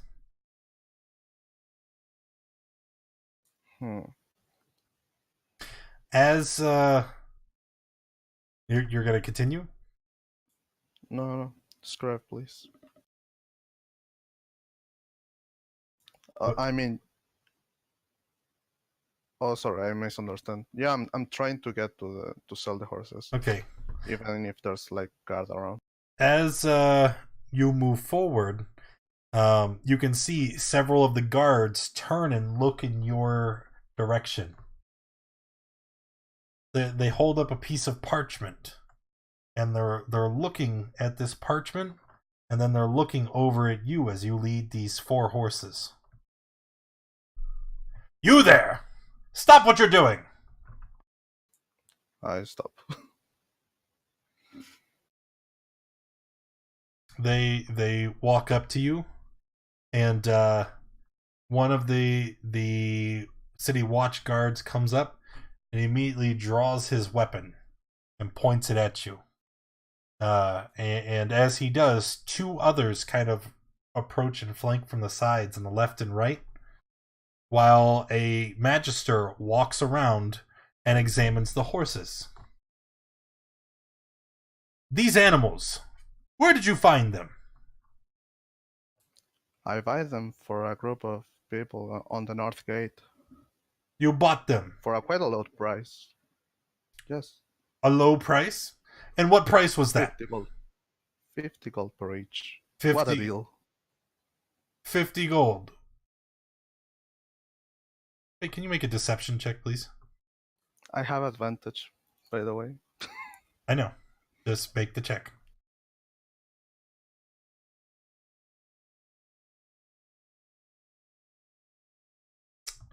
That's a fail.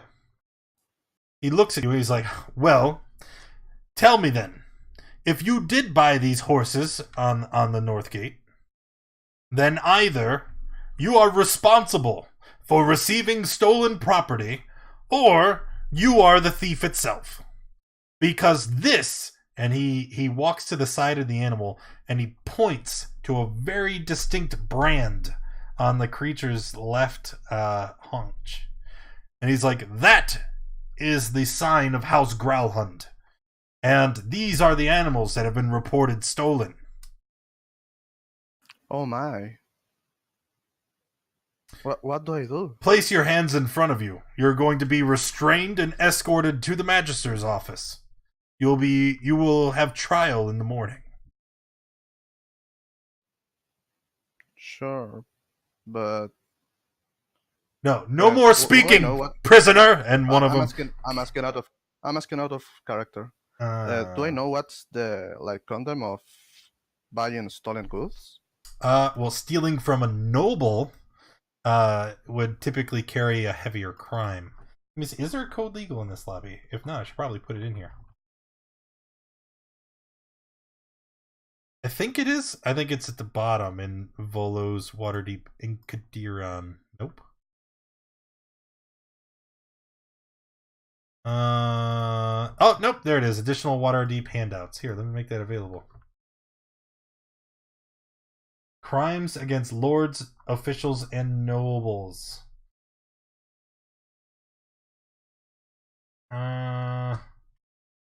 Well, technically, No. it's not illegal to steal from them.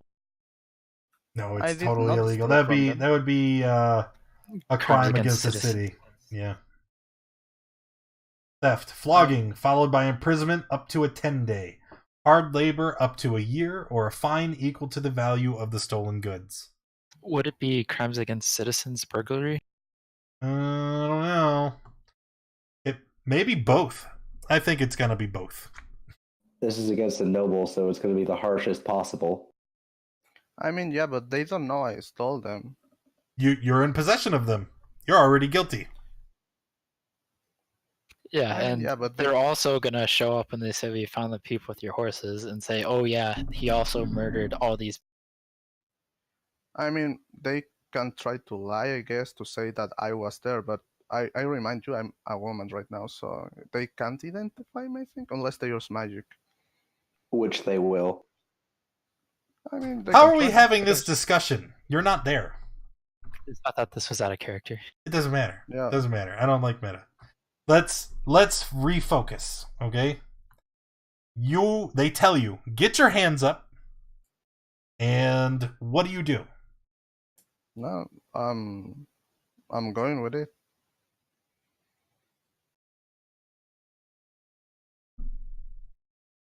Okay. All right. Back at the manor.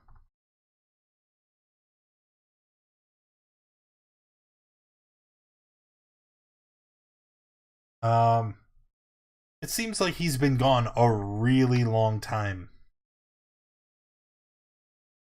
It's been couple hours. He should have been back by now. Well, maybe you can find a place. I mean, don't give him until tomorrow, and then we'll take a look. I mean, Dockward's all the way across the city, and if he's trying to fence stolen goods, I assume a reputable stable's not going to take him. Well, that and the city guard are going to be swarming like bees after an infiltration of a noble's house. It's best to lay low a few days, like the Zentarum said. That's what's killing me. Yep. They said both of these things before. It's stolen goods, the city guard is out, and they still tried to go ahead and sell the shit immediately. All right, so you guys are just going to wait? And so, yeah, well, and again, I think we shouldn't stay here. The Zentarum know we're here, and we've apparently made them mad. The Zenithar, they probably know we're here as well. And I guess the City Watch saw the fireball, so I feel like this place is compromised, and we should find a new place of operations.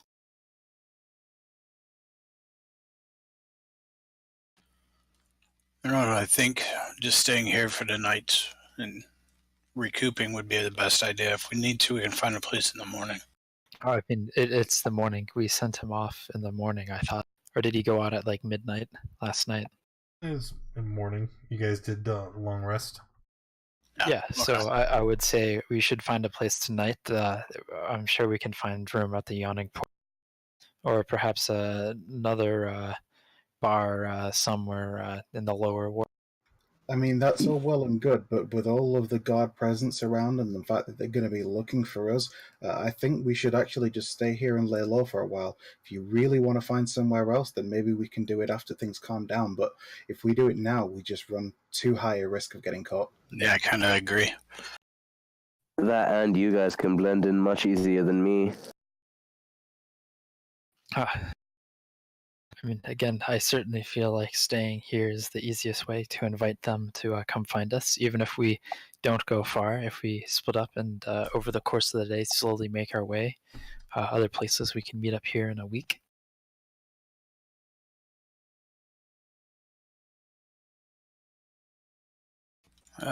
I still feel if we stay here, at least we know this area and we know all the entrances. We won't have to look over our shoulder as much as if we were moving around the city.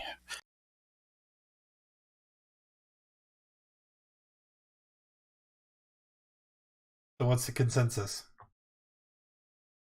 Well, regardless, I don't feel comfortable staying here any. Well, here's the keys to my house. You can lay low there for a few days if you wish. Oh, it's okay.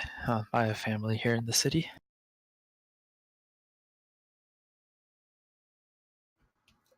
You might not want to stay with your family, because if you stay with your family and you get identified, you lead whoever's going after you straight to your family. I'm not too worried about them finding me. I think you'd be safer staying with all of us. We're stronger together. Sure, but definitely not here.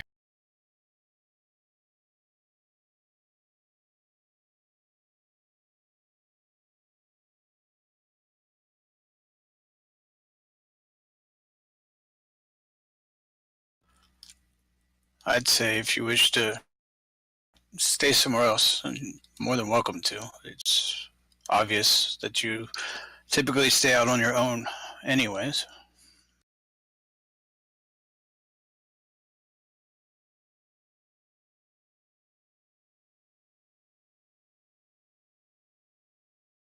All right, well, I wish you the best of luck here. We can meet up perhaps in a day or a week once, or however long you want to lie low. And then we can continue from there.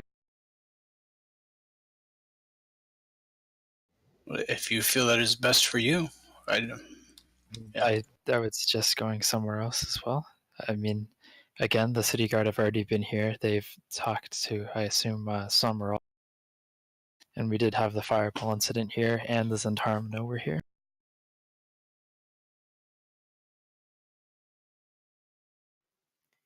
We disagree. All right, well. Okay. So, before you leave, Jerry, where will you be going? I would go get a room at the Yawning Port. All right.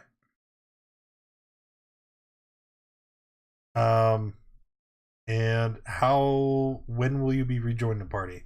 I know you said like whenever we decided for how long we wanted to lay low, whether it be a day or 3 days or a week. Whatever that lie low period where they're just going to stay in the thing. 3 days? All right, so 3. I would get the room for a week. Okay. So during this time, Vanel does not return. And all of you are, quite concerned. Without leaving the house, you can see the hustle and bustle of the streets has been heavily clouded by the presence of the city guards.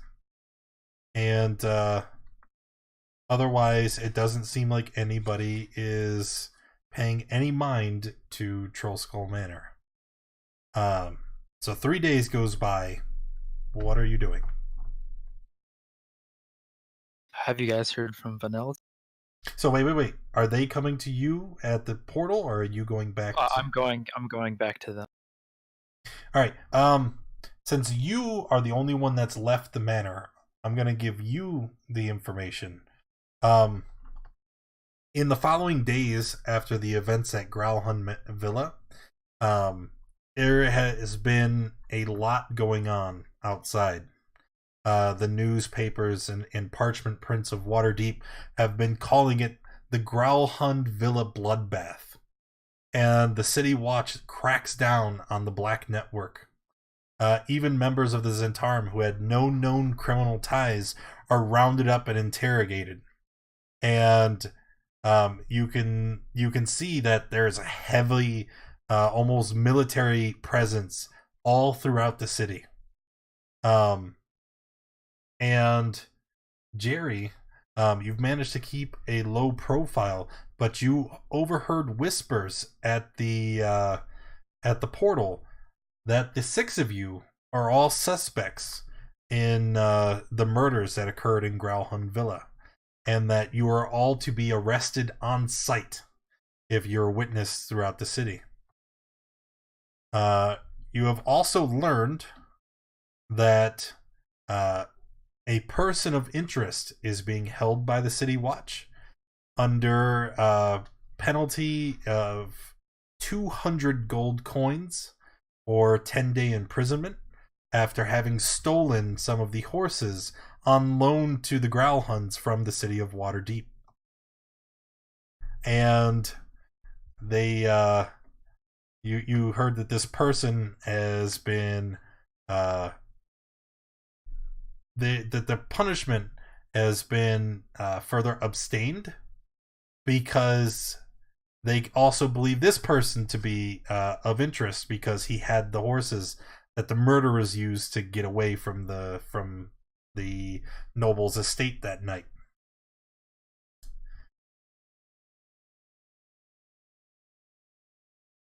And everywhere that you go, there are people barking broadsheets in newspapers, again, since really sensationalizing and try to sell as much of the story as possible. And all of the stories portray the Black Network in the most unflattering light. And the remaining people from the Zentarums that had not already been captured by the Watch as hidden deeply underground. I'm still here. Hiya, Karis. Thank you for the resub. Appreciate you. So now, regrouping at Troll Skull. What would you like to do?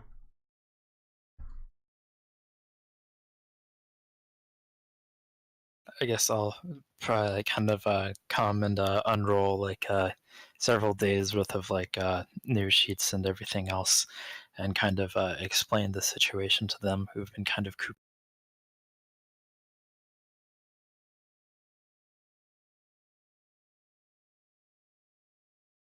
This certainly doesn't bode well for us.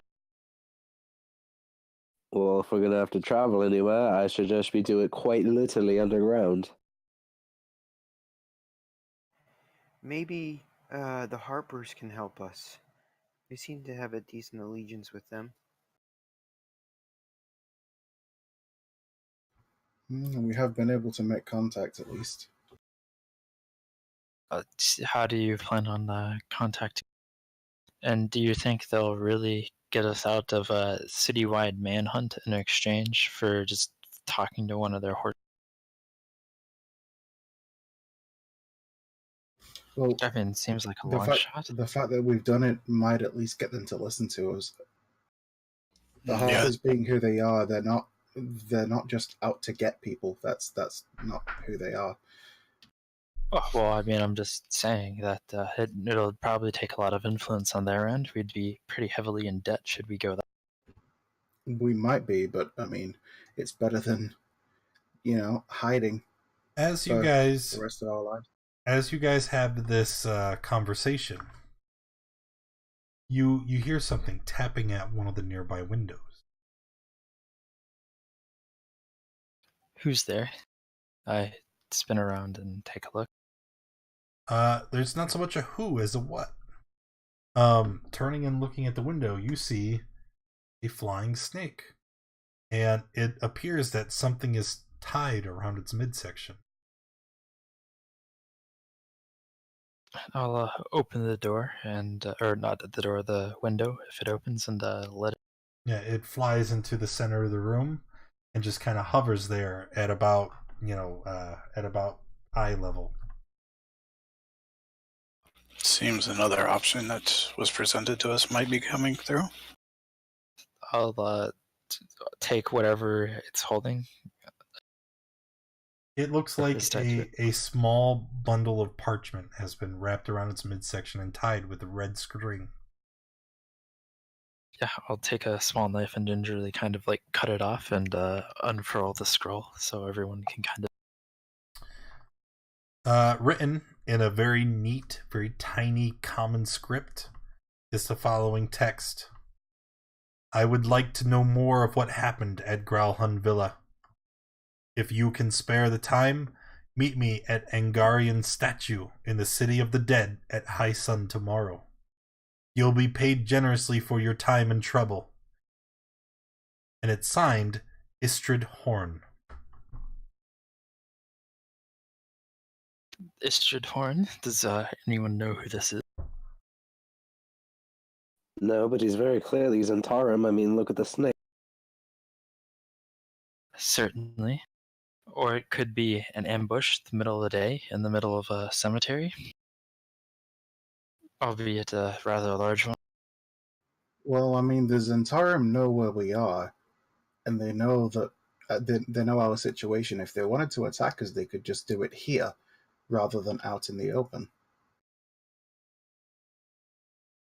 You know, I'm inclined to believe them, and the Zentarum want to help me get my totem back, so, that's what I'm doing. Alright, so is that noon today or noon tomorrow? Like, if we leave now, are we going to be able to make it? Sure. Well, we should definitely disguise ourselves before we go outside. I don't know what we're going to do about you, big guy, and I look at them. Do any of you mages have polymorph? They're level 2s, dude. Do you have level 1 polymorph? I'm afraid such magic is beyond me. Oh, perhaps if we shaved you, you might look significantly different. Maybe if we just put a top over him and he walked around on all fours. I should cut you both down where you stand, but that second option sounds better. Well, I mean, you see the guards everywhere. They've got the gates. They'll take the tarp off and see him for who he is. Maybe we should use the sewers. Or do we have some dye? Perhaps if we change his color.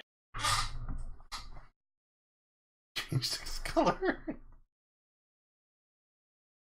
I mean, I don't know about you, but how many Minotaur have you seen just walking around in Waterdeep? I'm kind of one of a kind. I actually quite like the sewer idea. Do we have a map of the sewer? Will that be fast enough? You do not. We do know the direction of the City of the Dead. I'm sure we could make our way. We might not be quick, but... Maybe Lothar just has to stay behind. I want to find a way to get my totem back. It's quite important to me, so I'm going to hear this man out.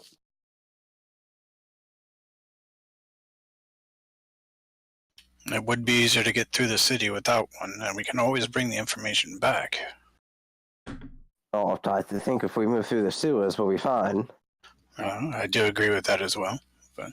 Or we could get lost and swallowed by giant alligators. I heard mutant turtles live down there as well. I mean, Surely they're just rumors. I mean, you've lived too long a life to be such a pessimist, dude. Maybe I've lived it's long time enough because maybe of it's time to start looking on the bright side. Yeah, if I can come out of my cave, I'm sure we can make this adventure to the beautiful graveyard of Waterdeep. Again, I quite like the idea of shaving the Minotaur.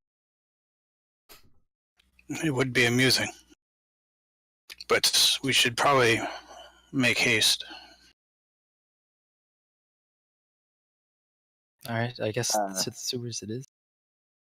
I go grab some charcoal from the fireplace and just rub myself down to make myself as dark as possible and go find like a tattered cloak or something and put it over me.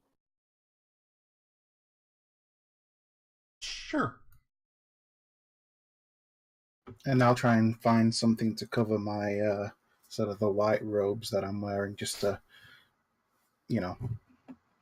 stop them from being so standoutish. And Darnock will leave his hat under the bar.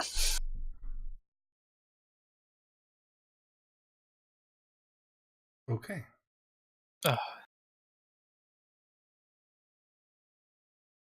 Are we heading out? Yeah, I guess we're headed to the sewers. We don't happen to connect to our basement, do they? No. No, but you can find a way down into the sewers just outside of your manor. I'll take a look, see if I can see the guard rotations so we can kind of sneak down there. Not sure how we're going to get back, I guess, and I assume no one wants to stay behind and play sentry for us.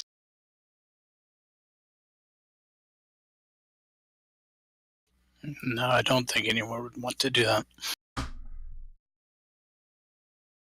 Well, I guess we'll risk it on the way back. I'll kind of like, I guess, watch the guard patrols outside and wait until there's like none on the street, and then or when there's going to be a gap and signal for everyone to kind of like run in then, so we're not seen just kind of absconding into the sewers, because I assume that would draw a lot of attention. Okay. I'm not even going to make you roll. I'm just going to say that you guys are successful and you're able to enter the sewers, avoiding detection.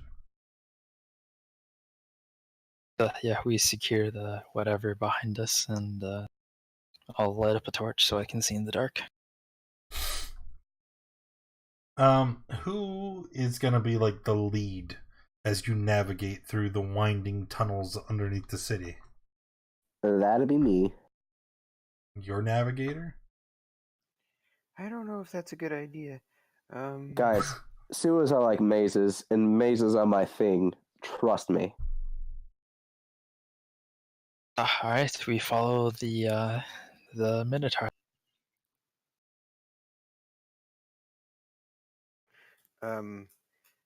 Tuit's gonna stay and closely behind him, and when he looks, like when we come to a fork and it's time to make a decision, Tuit's gonna kind of try and figure it out at the same time.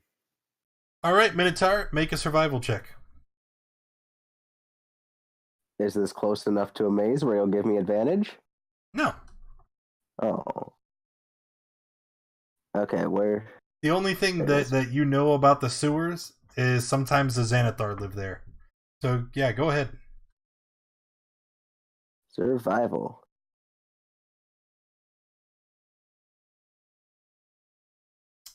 Yep. You begin to walk through the sewers, and after a while, even though the terrain is somewhat uniform all throughout, it starts to look very familiar.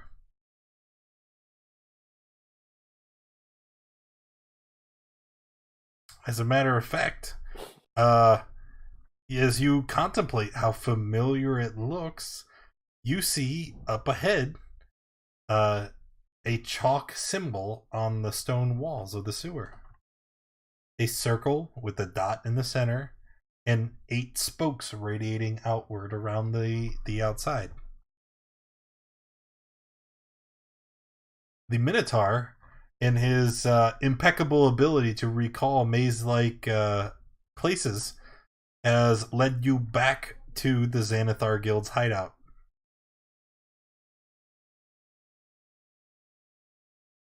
Is this at least the correct general direction? No. It's actually the opposite direction, because why not? Take us back to where we came, and we'll try again. We're never gonna make that noon meeting, and there goes our hope of meeting the. Another survival check? Well, maybe someone familiar with the city might want to lead. I mean, I can give it a go. I've been in the city for a few months. I don't really know the sewer system that well, but you know. Maybe we can pop up and see the train every once in a while, or pop our head out of the sewer drain.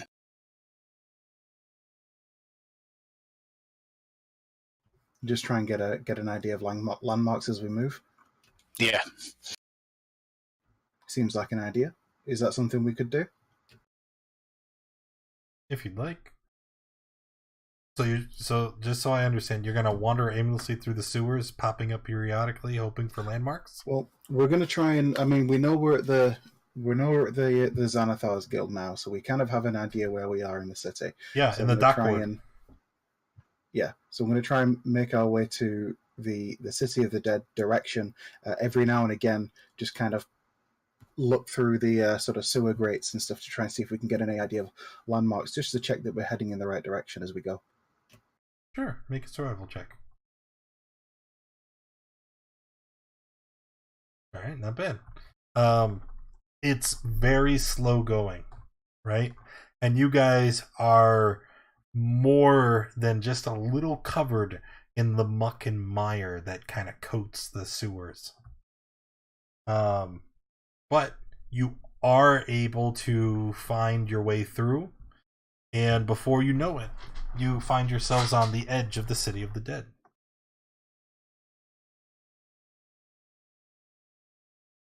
Woohoo! First try.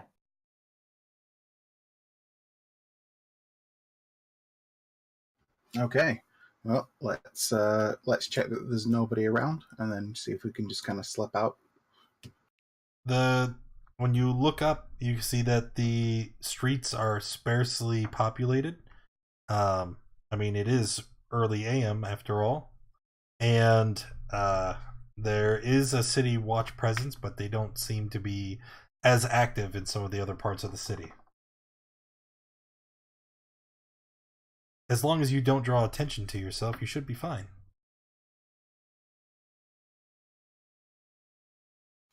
Okay. In that case, yeah, let's just see if we can try and sneak our way out.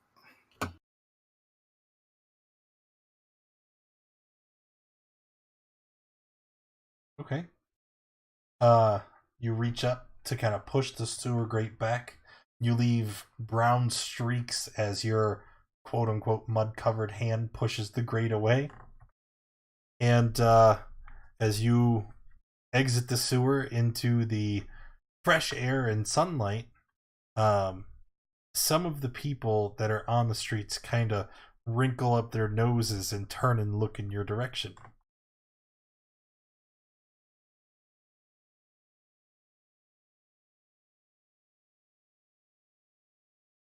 There are hushed murmurs moving throughout the people on the street here, as they look at the group of people that are, for some reason, covered in excrement and sewage. All right, let's just see if we can try and dip into some cover before we're spotted. Maybe close the sewer grate up again.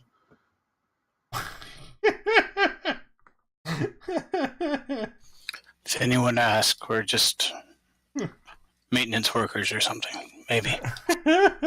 Killing some overgrown rats. As you have this thought, a priest of Kelimvor walking through the streets, she looks at you all. And she tries to stay a good 2.5, 3 feet distance as she holds her hand shielding her nose and mouth. Oh, my word! What has happened to you? There seems to be an infestation in the sewers we're attempting to take care of. You poor dears! Oh, I couldn't imagine what would drive anyone to seek such a profession. Is the infestation cleared? Yes, we were able to take care of it. What was it?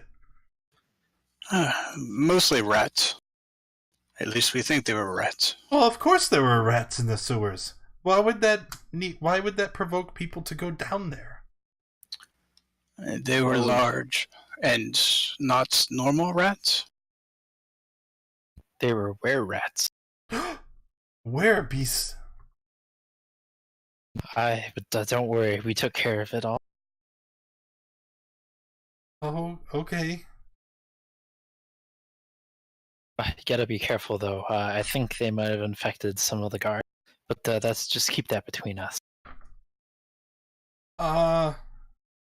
Were any of you bit? Oh, no, just 2 of the city watch, but they were taken to the cleric, so I assume they'll be fine. Oh, I am a cleric. And she kind of shows you the symbol denoting her a priest of Kelemvor again.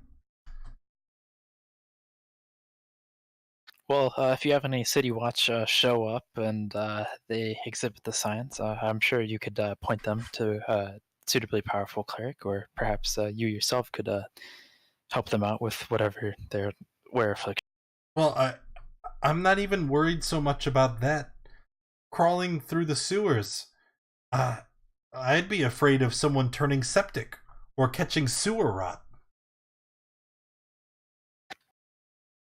Yeah, we probably need to try and clean ourselves up a little bit.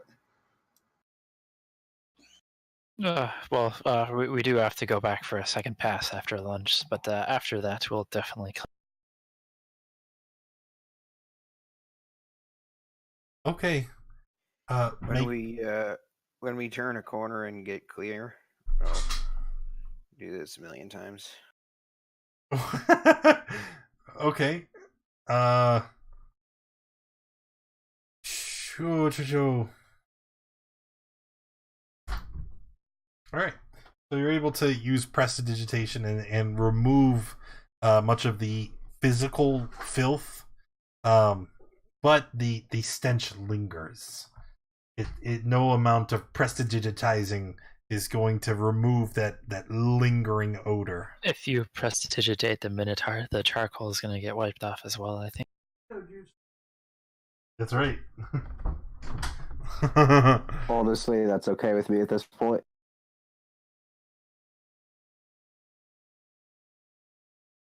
And okay. But you guys are mostly clean?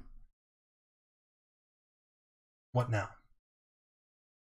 We're headed towards the City of the Dead. You are in the City of the Dead. We're headed towards the statue. Yes, which is near the center. And eventually you find it. The statue of a large mage holding a book, looking very regal. And standing near it, you see a woman, clad in heavy armor and wielding a warhammer.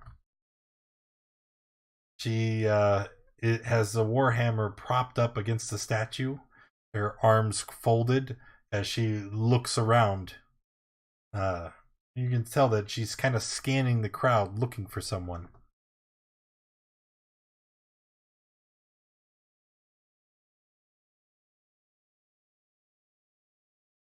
All right. Yeah, Phoebus will approach. She looks up at you. Being a dwarven woman, she's only about half as tall as you are. Are you the guy? I believe I am.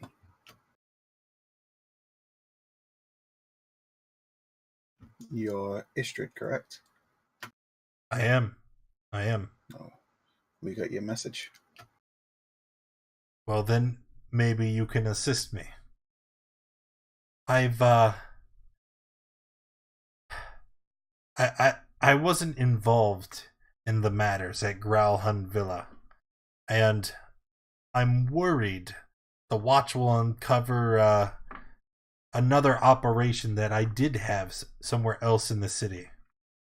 Call me curious, but I'd like to hear about what actually occurred and why they are cracking down on the network so hard. Here. And she holds out a small, you can't quite see it, but there's a bundle of coins in her clenched fist as she holds it out towards all of you.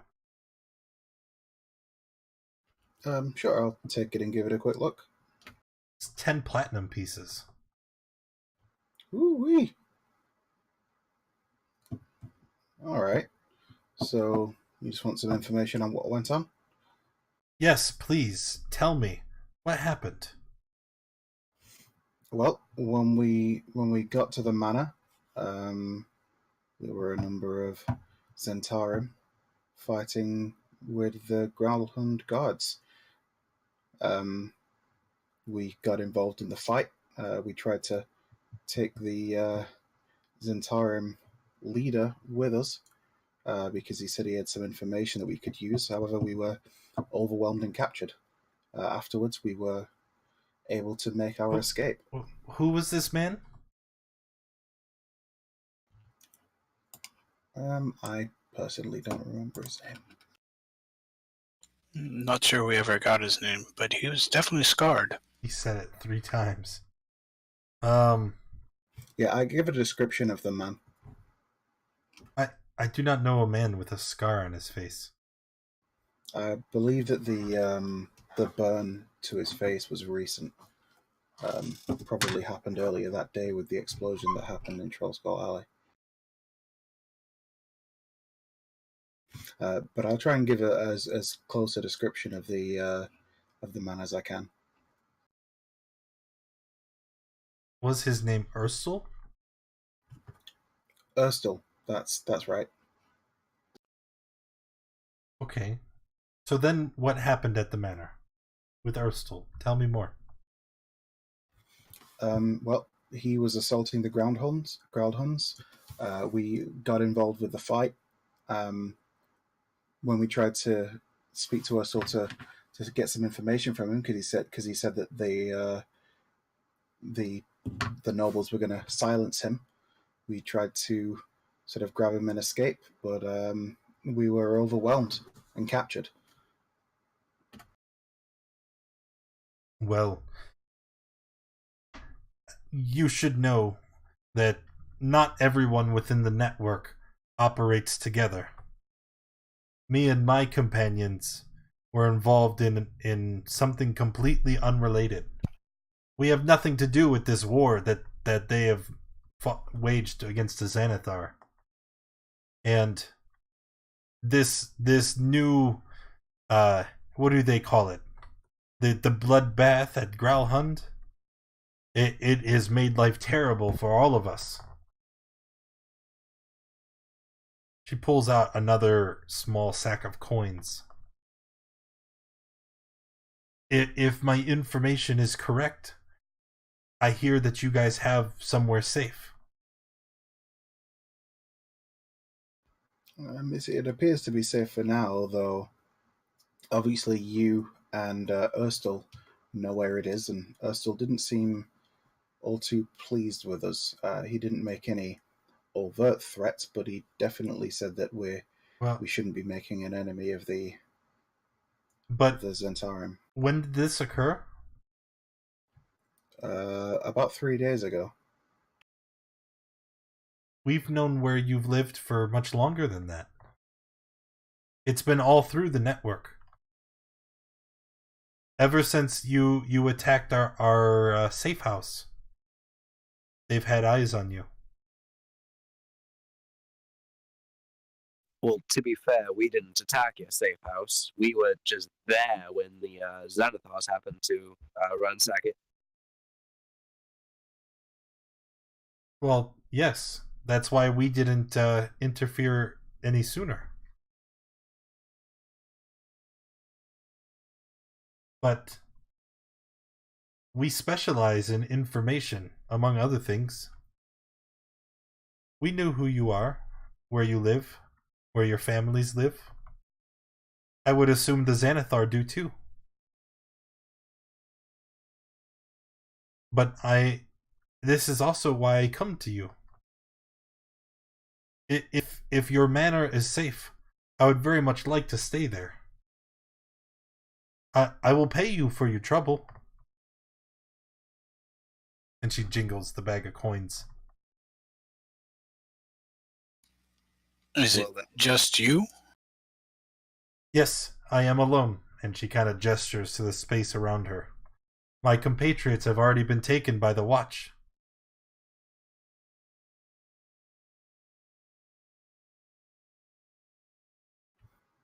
I mean, I'm not against it.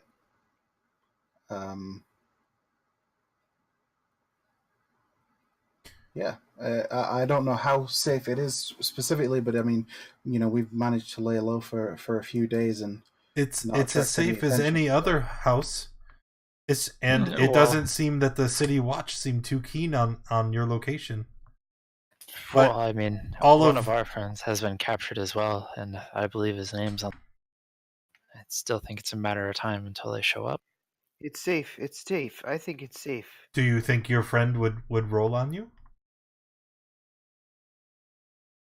I barely knew him, if we're being honest, just a couple days.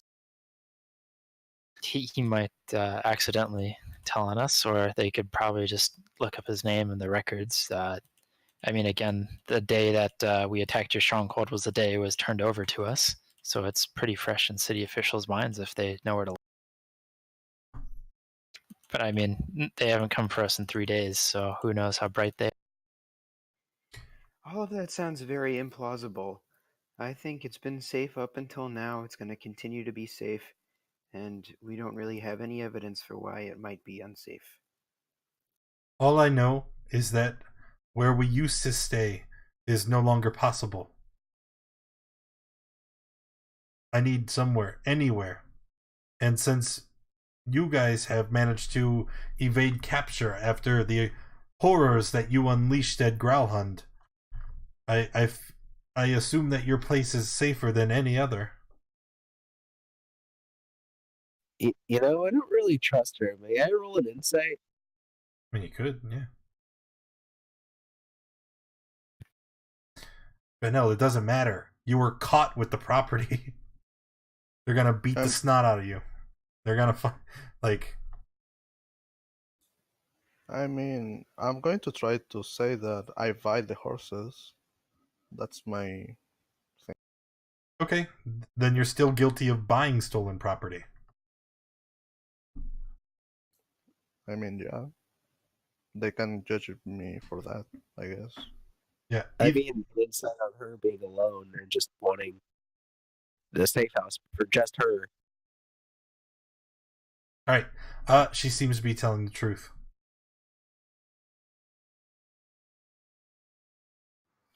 Like I said, boys, I'm not against her staying, especially if she, may have connections that might help us.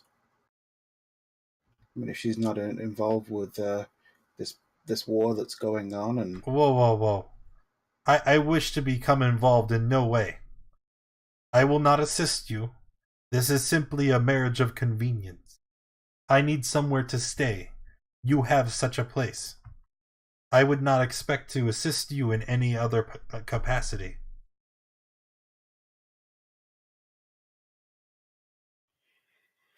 Guys, I think we need the coin to be able to buy our equipment so that we can do anything. So I don't see a reason why we can't offer our very large manor. We wanted to make it an inn after all anyway, right?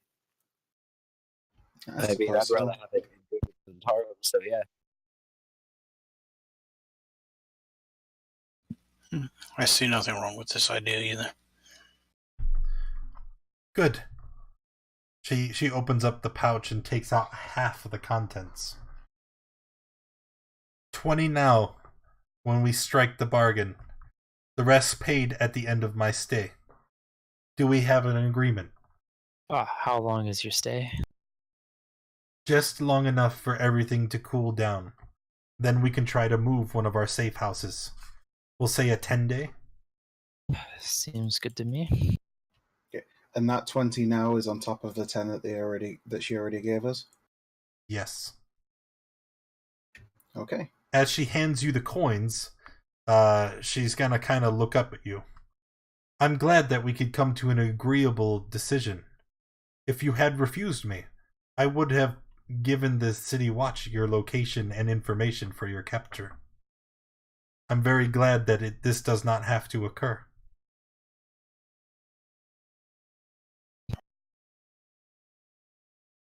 I guess so are we. But we should probably not stay here for much longer. No. Can we move quickly? Back into the muck, I guess. What? Why? Just walk with purpose. Keep your head held high. As long as you don't look suspicious, you will avoid the guard's gaze.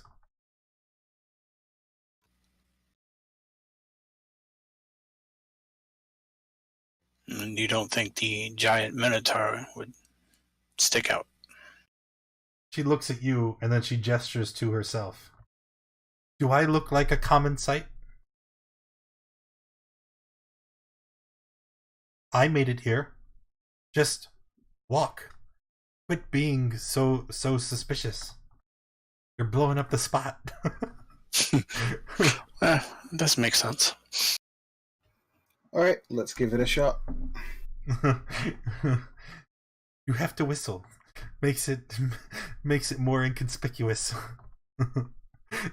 My whistling would make it conspicuous. Phoebus just flatly says, I'm not doing that.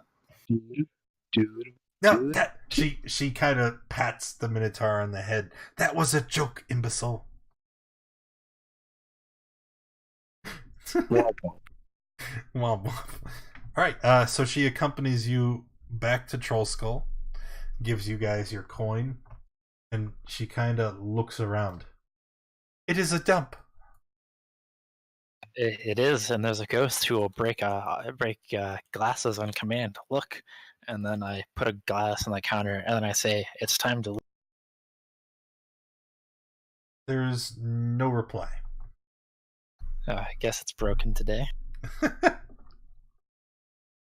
So, do you have anything to drink? This is a tavern, is it not? And I believe this would make me a paying guest. I believe I am owed a drink. There's probably some stale ale left in the barrel over there. As she says this, you see a mug of ale leave its spot on the shelf and go over to a keg where the tap is lifted up and it begins to fill with ale. After a moment, the glass, now full, floats itself over and lands in her hand. Okay, well now I'm convinced there's a ghost. Yep, and I think the ghost wants this place to be a tavern again. Luckily, we just got some coin that might make that possible. Wait. If you all are willing.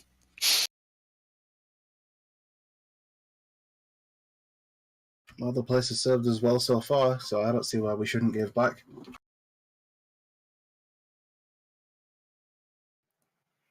What do we think? It would take me a couple days to digitize the whole place?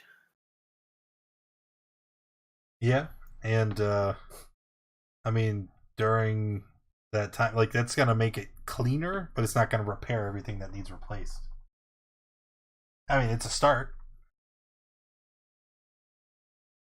What? All right. So with her settling in, and you guys now having in possession of 30 platinum pieces between the group, what now? Actually, I think I can answer that question. right now would be a good time to check in with Vanel.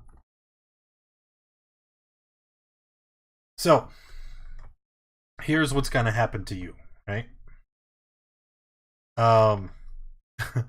You, because currently you are disguised, and it's very convincing. There's no reason for them to not believe you are who you claim to be, right? But there's also no reason for them to believe you are anything other than a thief, and that you were somehow involved in the capers that happened at Grauhund Villa. And anything you say or do just provokes more punishment from the guards. So they march you off, and this is already, it's been 3 days since you were taken. On dawn of the second day, you're taken down and marched before the Black Cloaks, and you have a mock trial, and they decide unceremoniously that you will have to pay for the stolen horses, that you will be flogged, and that unless the payment for the horses is returned with interest, then you will serve 10 days in prison, at which you will be starved and flogged at the beginning of each day. Doesn't that sound like fun?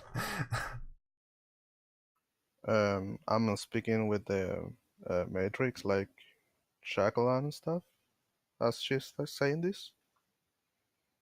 I mean, you can say something if you want, but remember, speaking out against the guards provokes more punishment.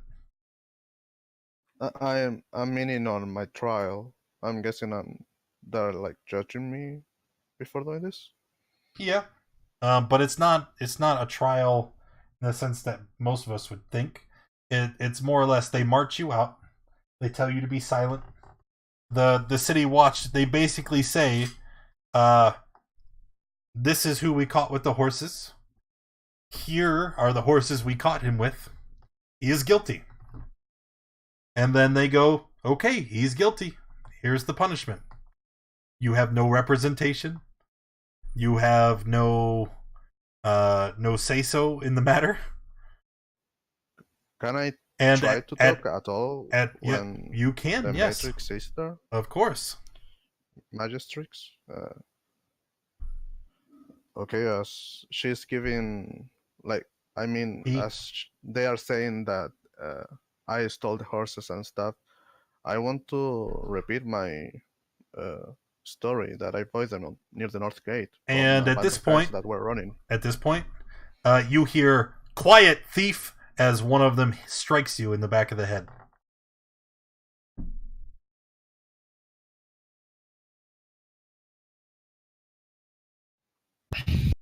I was fooled by a group of people. I will pay for the horses, but I'm not a thief. Quiet, thief! Strikes you in the back of the head. So, yeah, it's either you pay or you spend the week in jail, or somehow you get out. Somehow what? Sorry, you got out. Doesn't matter. Ket, will you quit resources? What is this, court in Russia? Actually, you bring up a good point. At one point, your captors even tell you, you're lucky we didn't murder you in the street. Well, that's quite the police. Yeah. The Black Cloaks of Waterdeep, they are fully empowered to enforce the law. And if they had chosen to, they can institute their judgment on the spot. They don't even have to have a trial. They have the horses. They were in your possession. So there is no question of guilt. You are guilty.